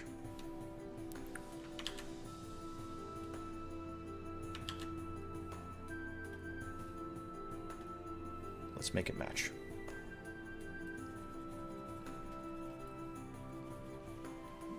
There we go.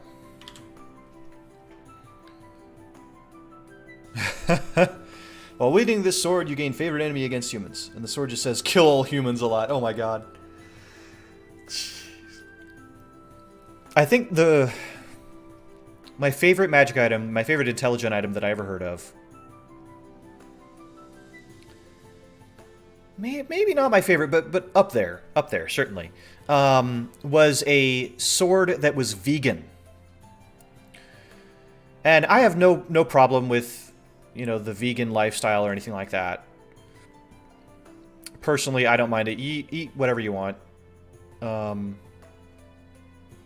I'm not going to try to be holier than thou. No, it was a short sword, I think. But what they did was the owner of the sword made a custom scabbard for this vegan sword, and when the sword was in the scabbard, it couldn't speak. It was only when it was drawn that it could speak. And they lined the inside of the sheath with leather, of course, and then put blood from animals that they killed into there to be the total anathema to this this vegan sword. So it would scream as it was going into the scabbard until finally click, and then it would go silent and just be in a small version of its own hell, which is. Please reforge me immediately. Oh my god. That's funny. What am I doing? I'm getting hungry is what I'm doing. My goodness.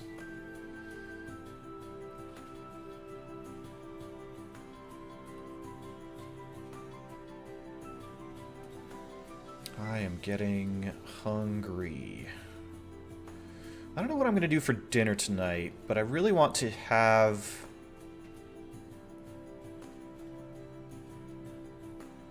I don't know. I don't know what I want to have. I kind of want Chinese.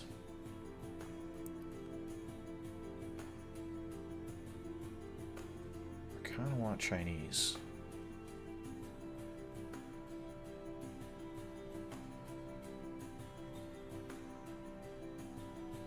There we go, just a little bit of that there, and then we can come back in with a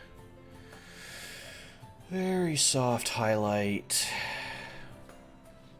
Ooh, yeah, because a lot of these scabbards are made with leather, and I'm looking at this reference and I'm thinking, how can I duplicate that effect? And the answer is...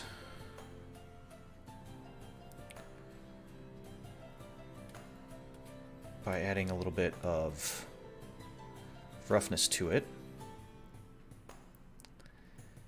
And then a small line following kind of the edge of it, almost. Yeah, that'll do for now. Then we need to go into the gold and do something about that, huh?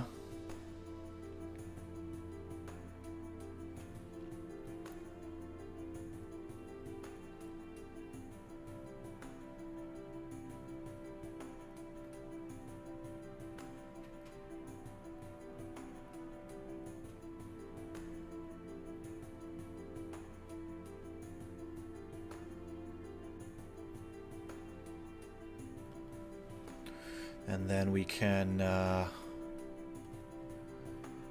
do a brighter kind of line across here and then down here.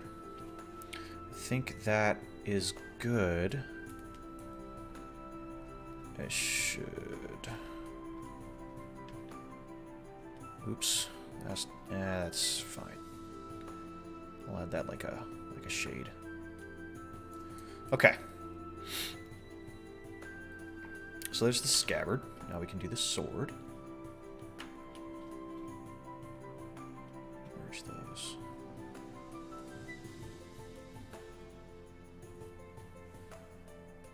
Okay. Yeah, there's a lot of fun. And in a big way, a magic item kind of becomes another character in your party. Or a intelligent item in particular. Welcome back, Tia-kun. A magic item can really add some fun, I think, to a party.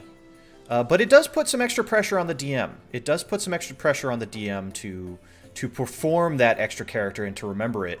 And to remember its needs. And that's why I think a lot of intelligent items tend to not be very common, because you're not only asking the DM to create this whole world with all of these different characters in them, but then you're also asking the DM to play a yet another persistent character, which can be difficult.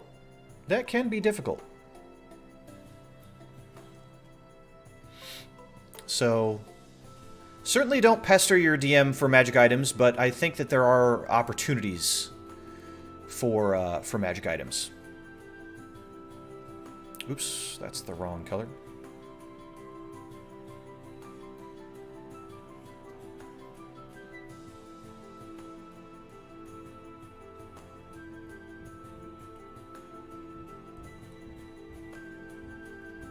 Someone's knocking on the walls for some reason.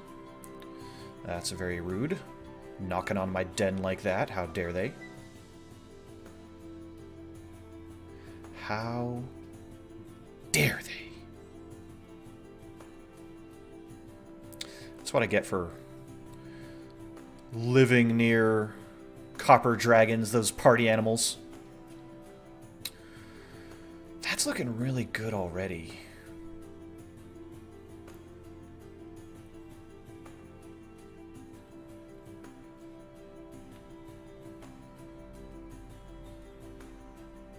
Let's just add a little bit more, a little shine to it.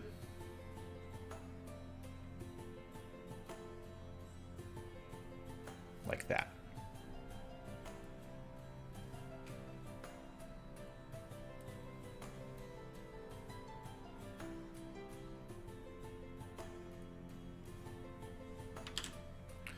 There we go. Not bad, not bad.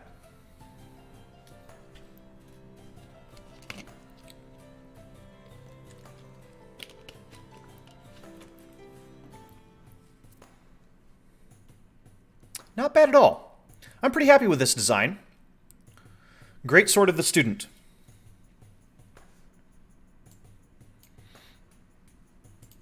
Let's go ahead and merge these layers here. Oops.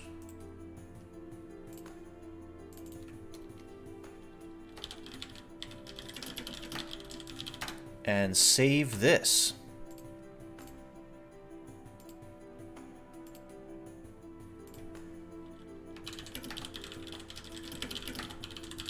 Okay. I think I have one more in me, but I'm gonna need a quick snack. Let me see what I have that I might be able to munch on here, just to give me a boost before dinner. I do happen to have this... I have a box of peanut brittle. I'm gonna mute myself, because I imagine you guys don't want me crunching in your ears. I think that there are VTubers that do like various ASMR, and people don't mind them snacking, but I think a big reason of that is because they're cute girls. I don't think you want to hear a dragon munching on peanut brittle. So I will be back in just a moment. Okay, I'll be right back.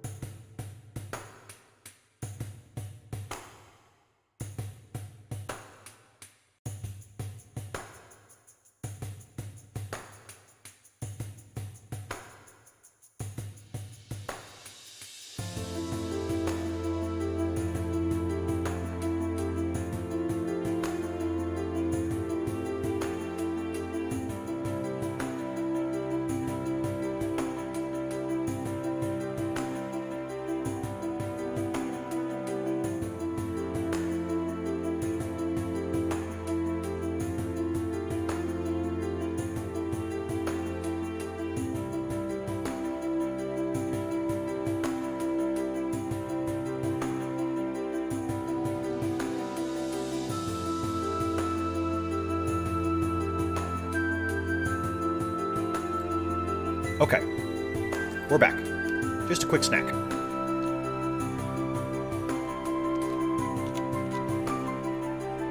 Told me over for one more intelligent item. This stuff takes a lot of brain power, which takes a lot of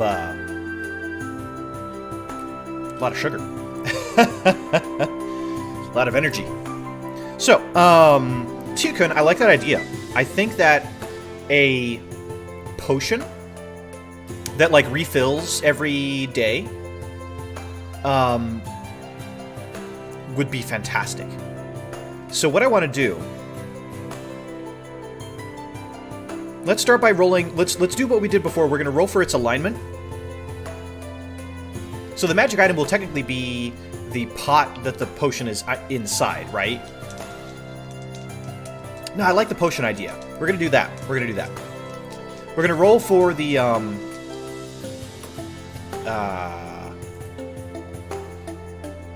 the alignment again. So let's do that real quick. We get 35. 35 is neutral good.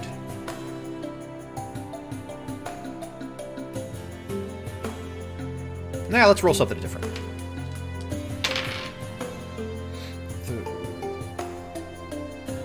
37. Okay, chaotic good. We'll do that. We'll do chaotic good. Chaotic good.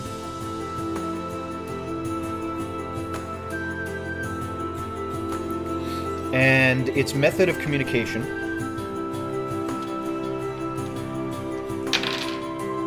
26. It can just transmit emotions. So, emotions only. You don't really get actual communication, actual telepathy, but if you're using this potion, it can kind of give you a sense of what it feels. So that's good. And then the purpose. Let's see what this potion's purpose might be. 1. Well, I can't do that because... Oh, no, this is this is chaotic good. So it says, this item seeks to defeat or destroy those of a diametrically opposed alignment. So in other words, this potion wants to help you defeat things that are lawful evil. It hates things that are lawful evil.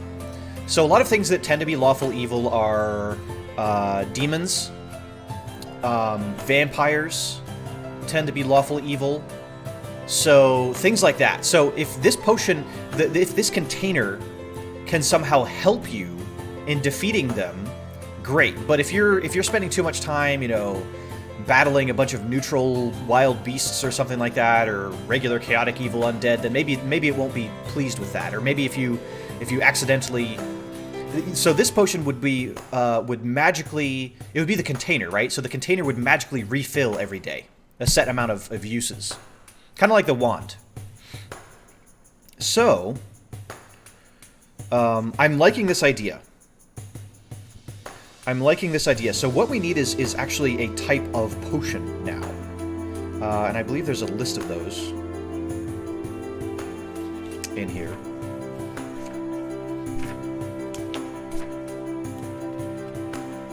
Yeah, this one's going to be auto refill.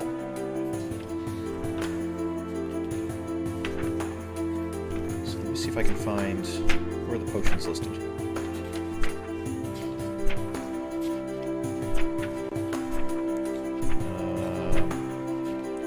Pipes. Potions. So we have the Potion of Animal Friendship, Potion of Clairvoyance, Potion of Climbing, Potion of Diminution, Potion of Fire Breath. That's interesting. Potion of Flying, Potion of Gaseous Form, Potion of Giant Strength, Growth Healing, Heroism, Invisibility, Invulnerability, Longevity, Mind Reading, Poison, Potion of Poison, yeah. Potion of Resistance. Yeah, some sort of boost effect, yeah. Potion of Vitality. Potion of Water Breathing. Let's do...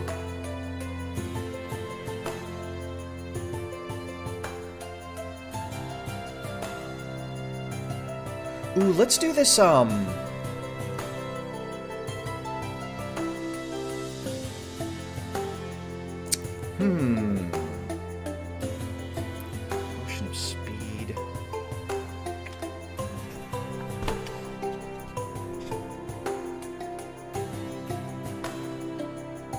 I'm tempted...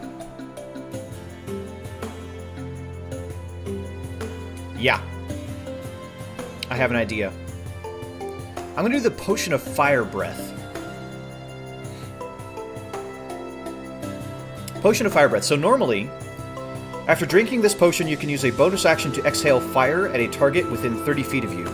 The target must make a DC 13 Dexterity saving throw, taking 46 fire damage on a failed save or half as much damage on a successful one. The effect ends after you exhale the fire 3 times, or when 1 hour has passed. This potion's orange liquid flickers, and smoke fills the top of the container and wafts out whenever it is opened. That seems like a chaotic good thing to do. To just burn your lawful evil enemies with fire breath. I like that. I like that. Okay, let's do that. Yep. All right.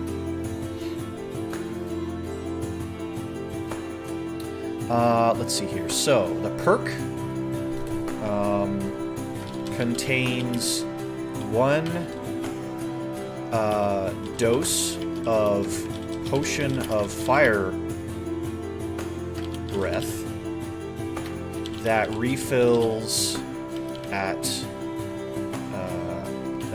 each dawn. Okay. The DC for the fire breath is, we'll say 15 instead of 13. Yeah, 15 instead.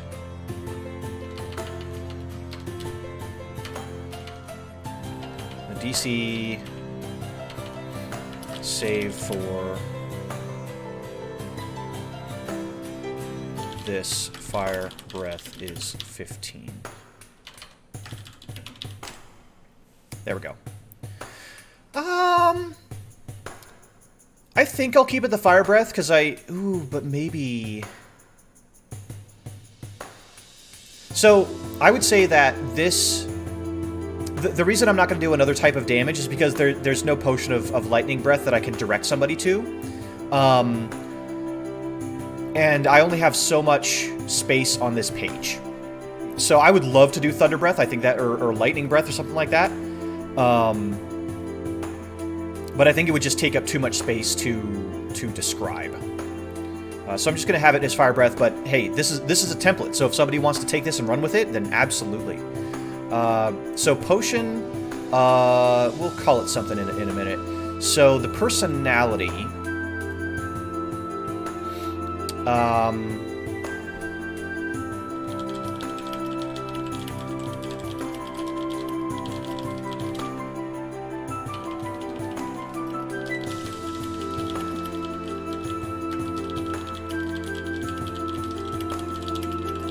trigger happy and eager to fight, this container wants to share its contents with those that would bring an end to lawful evil creatures. Lawful evil beings. Such as demons and vampires. The history...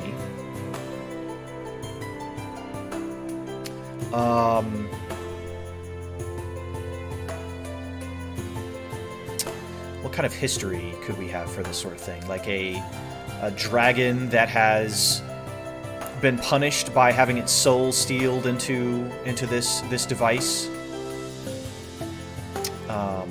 Yeah. Let's do something like that.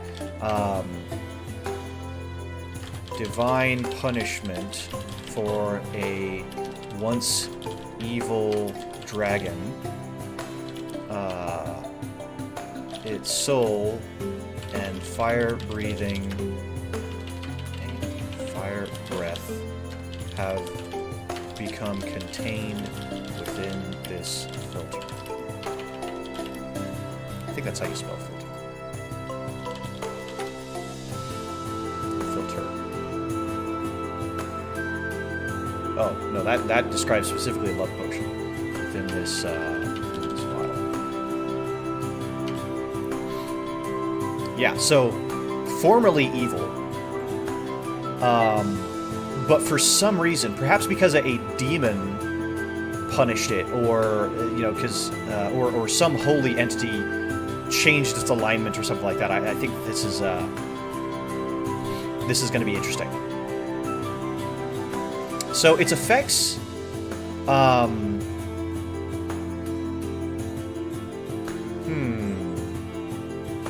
what sort of will would it impose?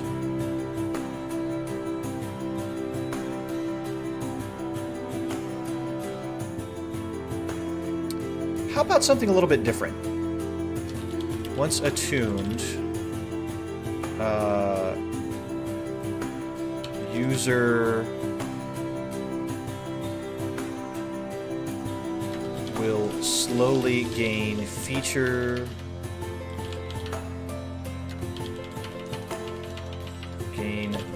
features of a red.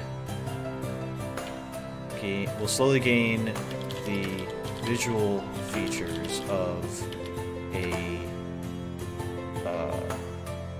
dragon, such as scales and claws, each time they use it.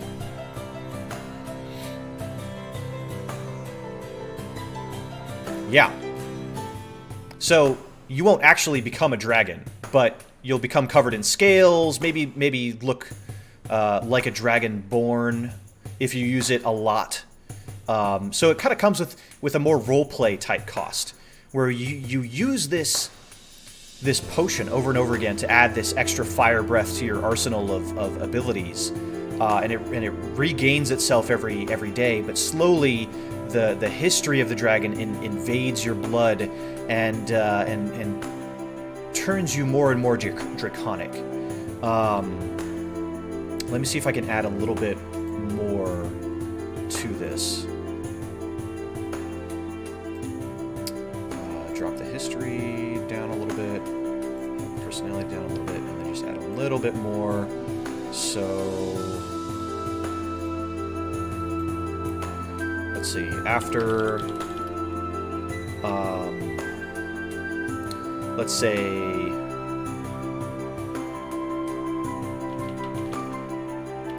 after so many uses, the user will resemble a red dragonborn.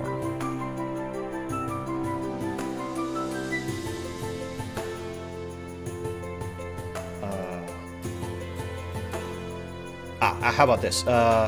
This change will cease once the user resembles a red dragonborn. Yeah, like that. That way it's clear that there's, you're not just going to become a dragon with this. It has a clear end to it. You will resemble a dragonborn, but keep all of your normal racial traits and stuff like that. It's just that you will resemble it, and you might need to get a remove curse or something like that in order to go back to what you were. So what we're going to do is we're going to call this the Potion of Red Dragon's Breath. I like that. I like that a lot. So let's draw a potion, huh? Let's draw a potion. What would this potion look like? Let's take our pencil here.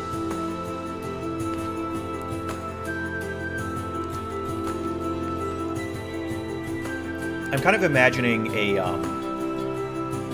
like a dragon egg.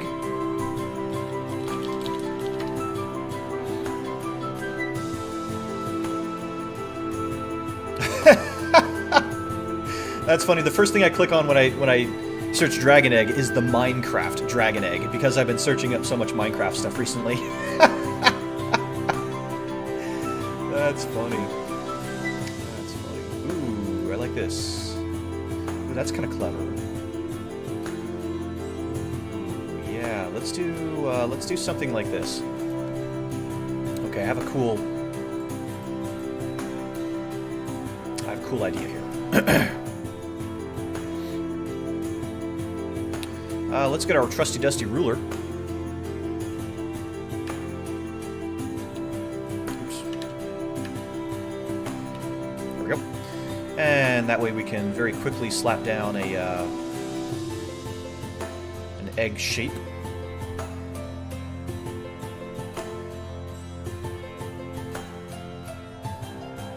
Like so.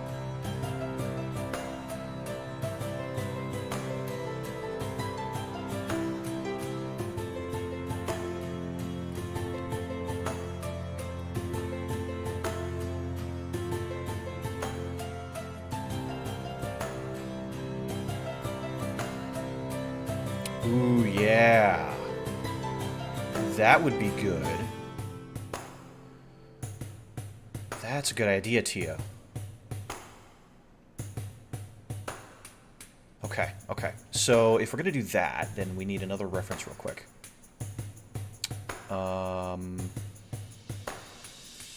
Let's see. Red. Come on. So red. Not the movie. Come on.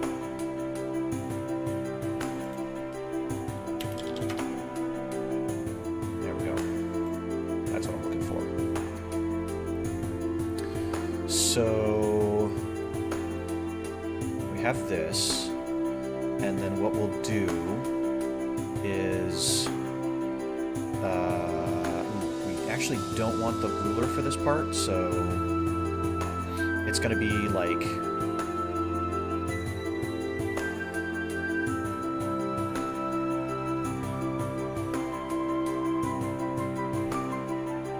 this.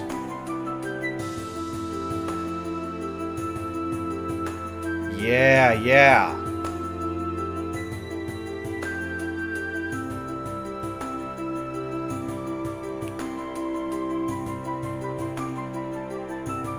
We'll kind of have this like there. And I just want the shape here. The horns kind of come back in, and then we get the flared ear effect.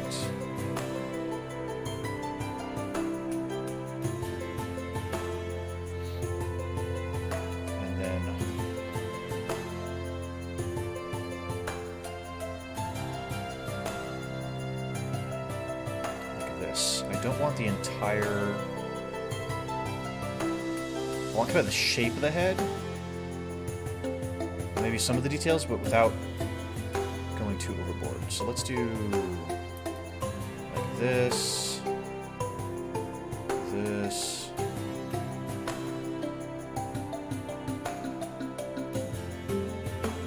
this.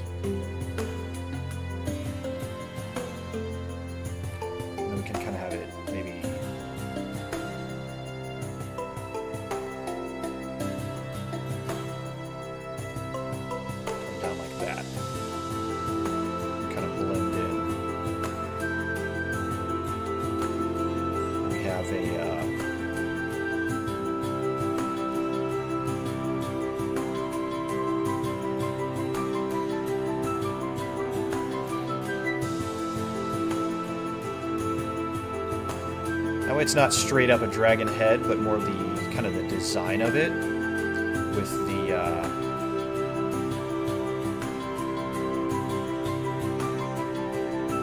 cork coming out the top.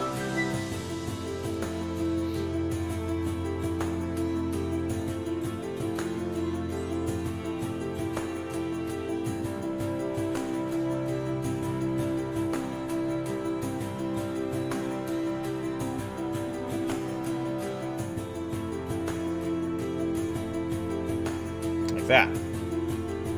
And then, actually, believe it or not, I think the... Ooh, you know what? We need the bottom to be flat. So that it stands on its own. Otherwise, it's just going to roll right along. That won't be fun for anyone. Like that. And the effect that I want to go for this is actually going to be mostly in the coloring, so I hope I can do this right.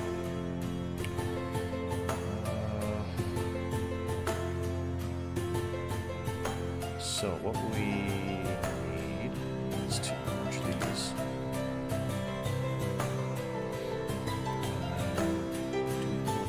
Duplicate. Okay, great. So what I need now is a dark color here.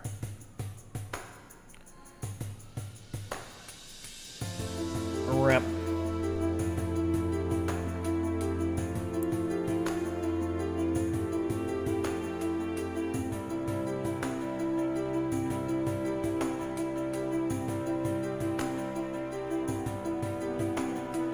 That's gonna be hard to see for a little bit. That's okay.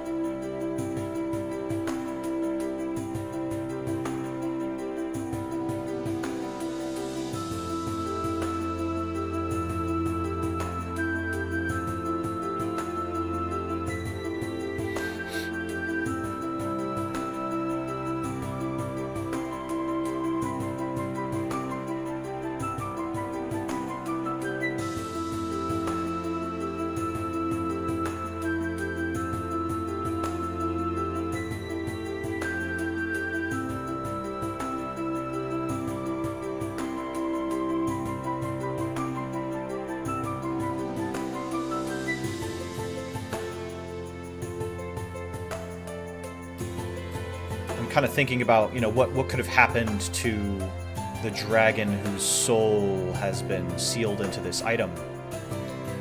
That it will never be able to use its breath again, but must give this power to others. You know, that is kind of its punishment. Perhaps it hates lawful evil creatures because of a contract that went awry that caused it to become punished in this way. I think that would make a lot of sense. So what I'm going for is kind of a magma effect.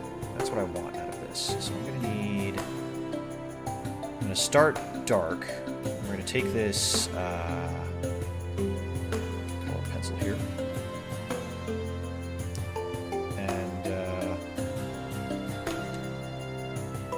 Make various lines kind of crisscrossing.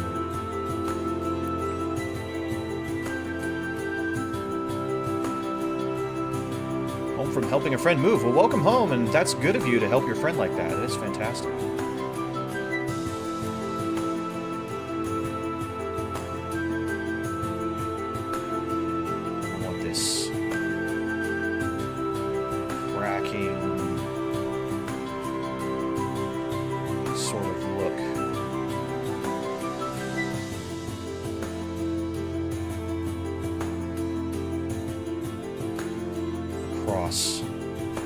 This potion.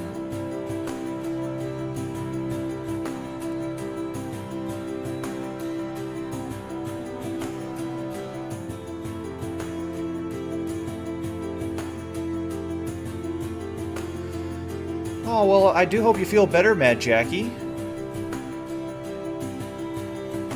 I really, really do.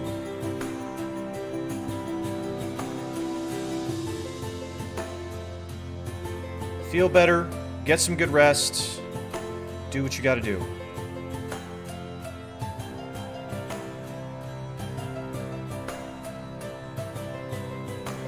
So my hope here is that I can kind of trace along the lines that I've just made with progressively thinner applications and redder applications of this color. And we might be able to make some magic happen here.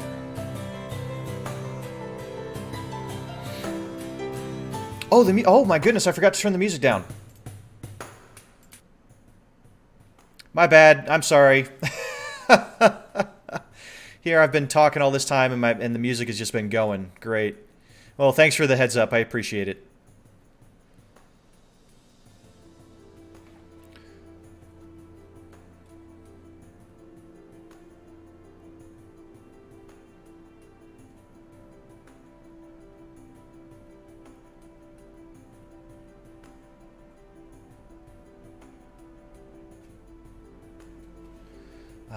And then...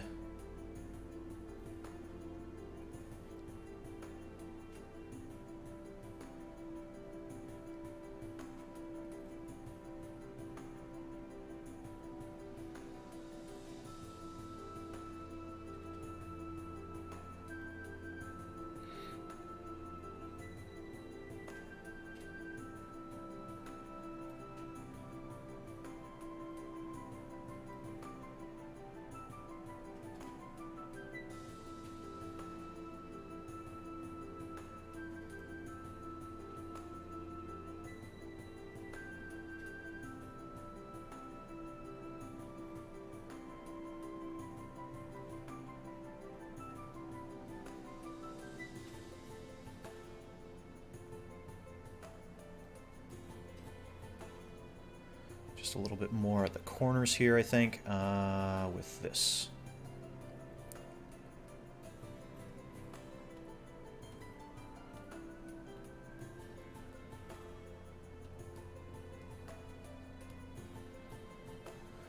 Yeah, something like that. Now, what I'll do is color, I think, this the head a different color here.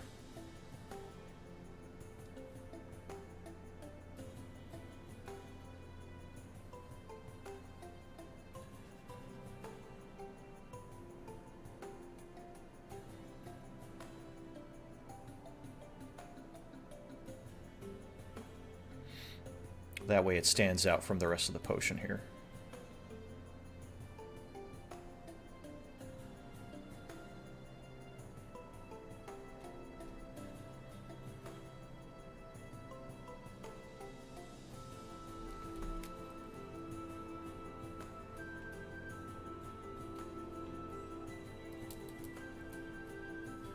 Okay.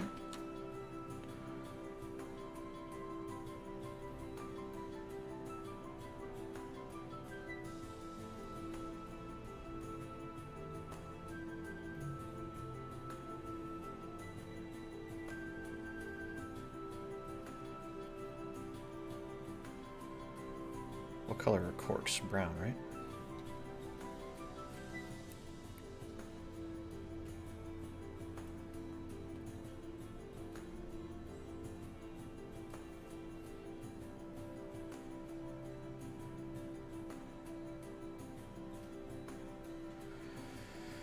Oh, make the head gold. Ooh. Oh, that's a good idea.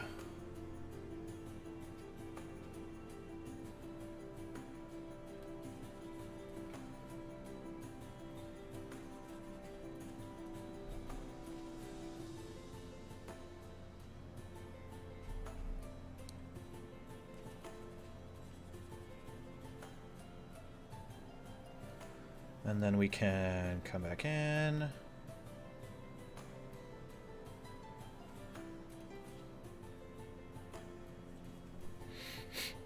Well, it's technically a red dragon. Yeah, and the red dragons hate gold dragons, right? Yeah. So that is kind of an added insult to injury for this particular potion. Let me see if I can't...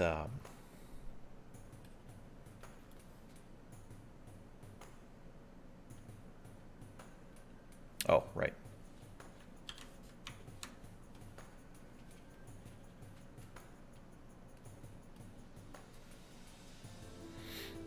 Yeah, I dig it. I dig it. So let's just throw on some quick color. Ooh, and also clean this up. What layer is that on? There it is.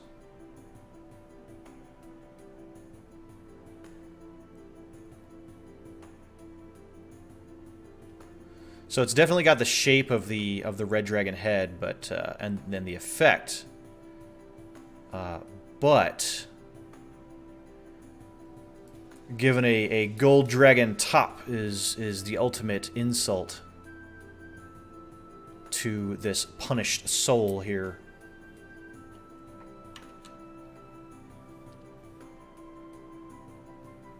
Now we can come in with some quick highlights.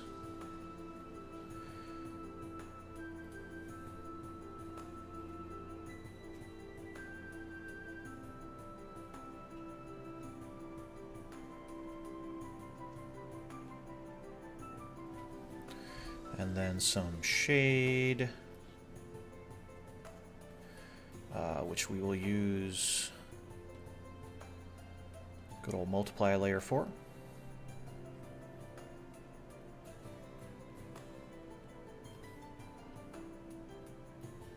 There it is.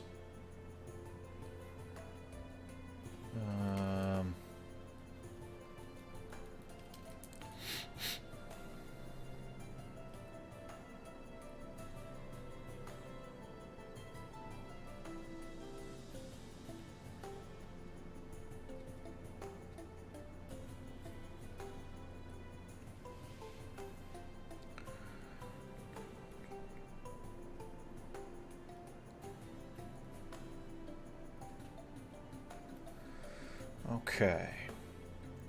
And then I do want to... I want to kind of make the body of it, even though I just did all this crazy magma effect. I want to go over the top of that even. Oh my goodness, where are all these layers? Oh, I messed up. Oh, is that because that's on there? Yeah, that's because it's on there. Okay, that's fine. So I can merge these. There we go, that's all that. Okay, so then I can go on top of that and make it look like glass.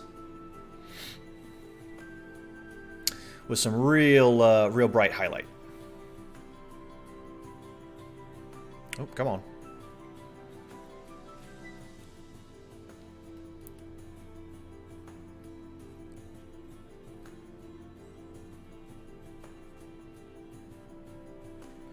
Well, let's use our good friend, the effect line.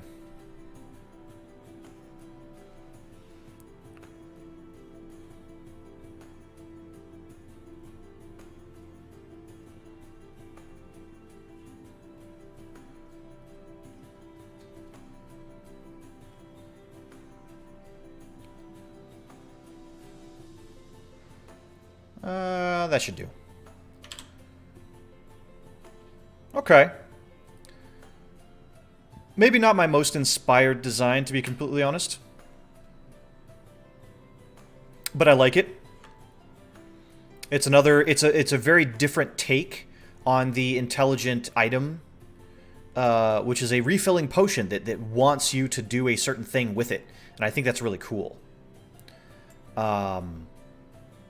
And it kind of looks like there's glass and then there's the magma inside of it. Yeah, I dig it. I dig it. Let me merge these layers here. Potion of Red Dragon's Breath. And then save this real quick. And I think that's where we're going to call it.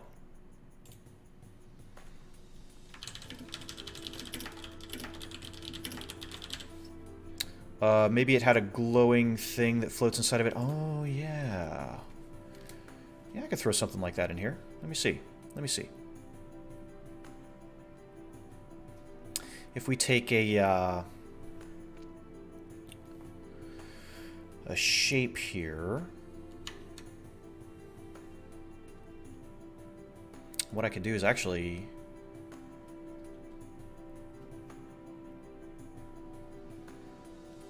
maybe... Ooh, yeah. Now watch this. If I do that, and then I take the... add glow, and then...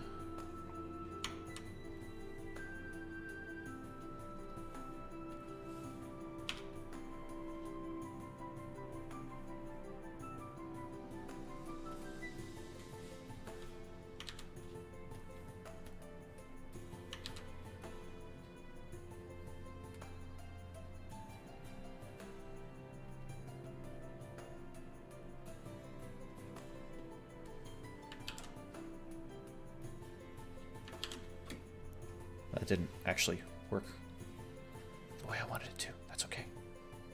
Let me try something else.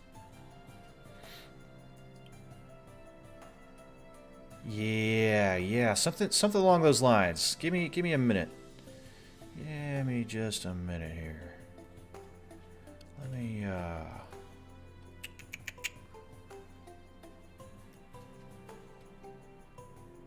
ooh, or maybe more like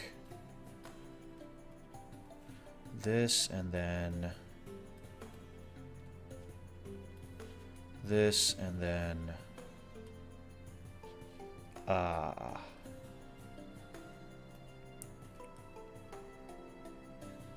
we want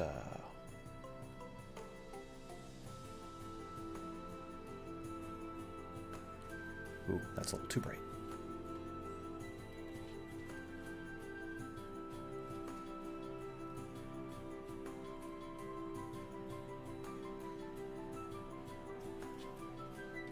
What we want is this illusion that there is something really, really shiny in there. Its core, its eye. Yeah. Yeah, that looks pretty good. What I can do is add one more of these, but then lower the opacity, and then kind of have some of these other shapes and shades and...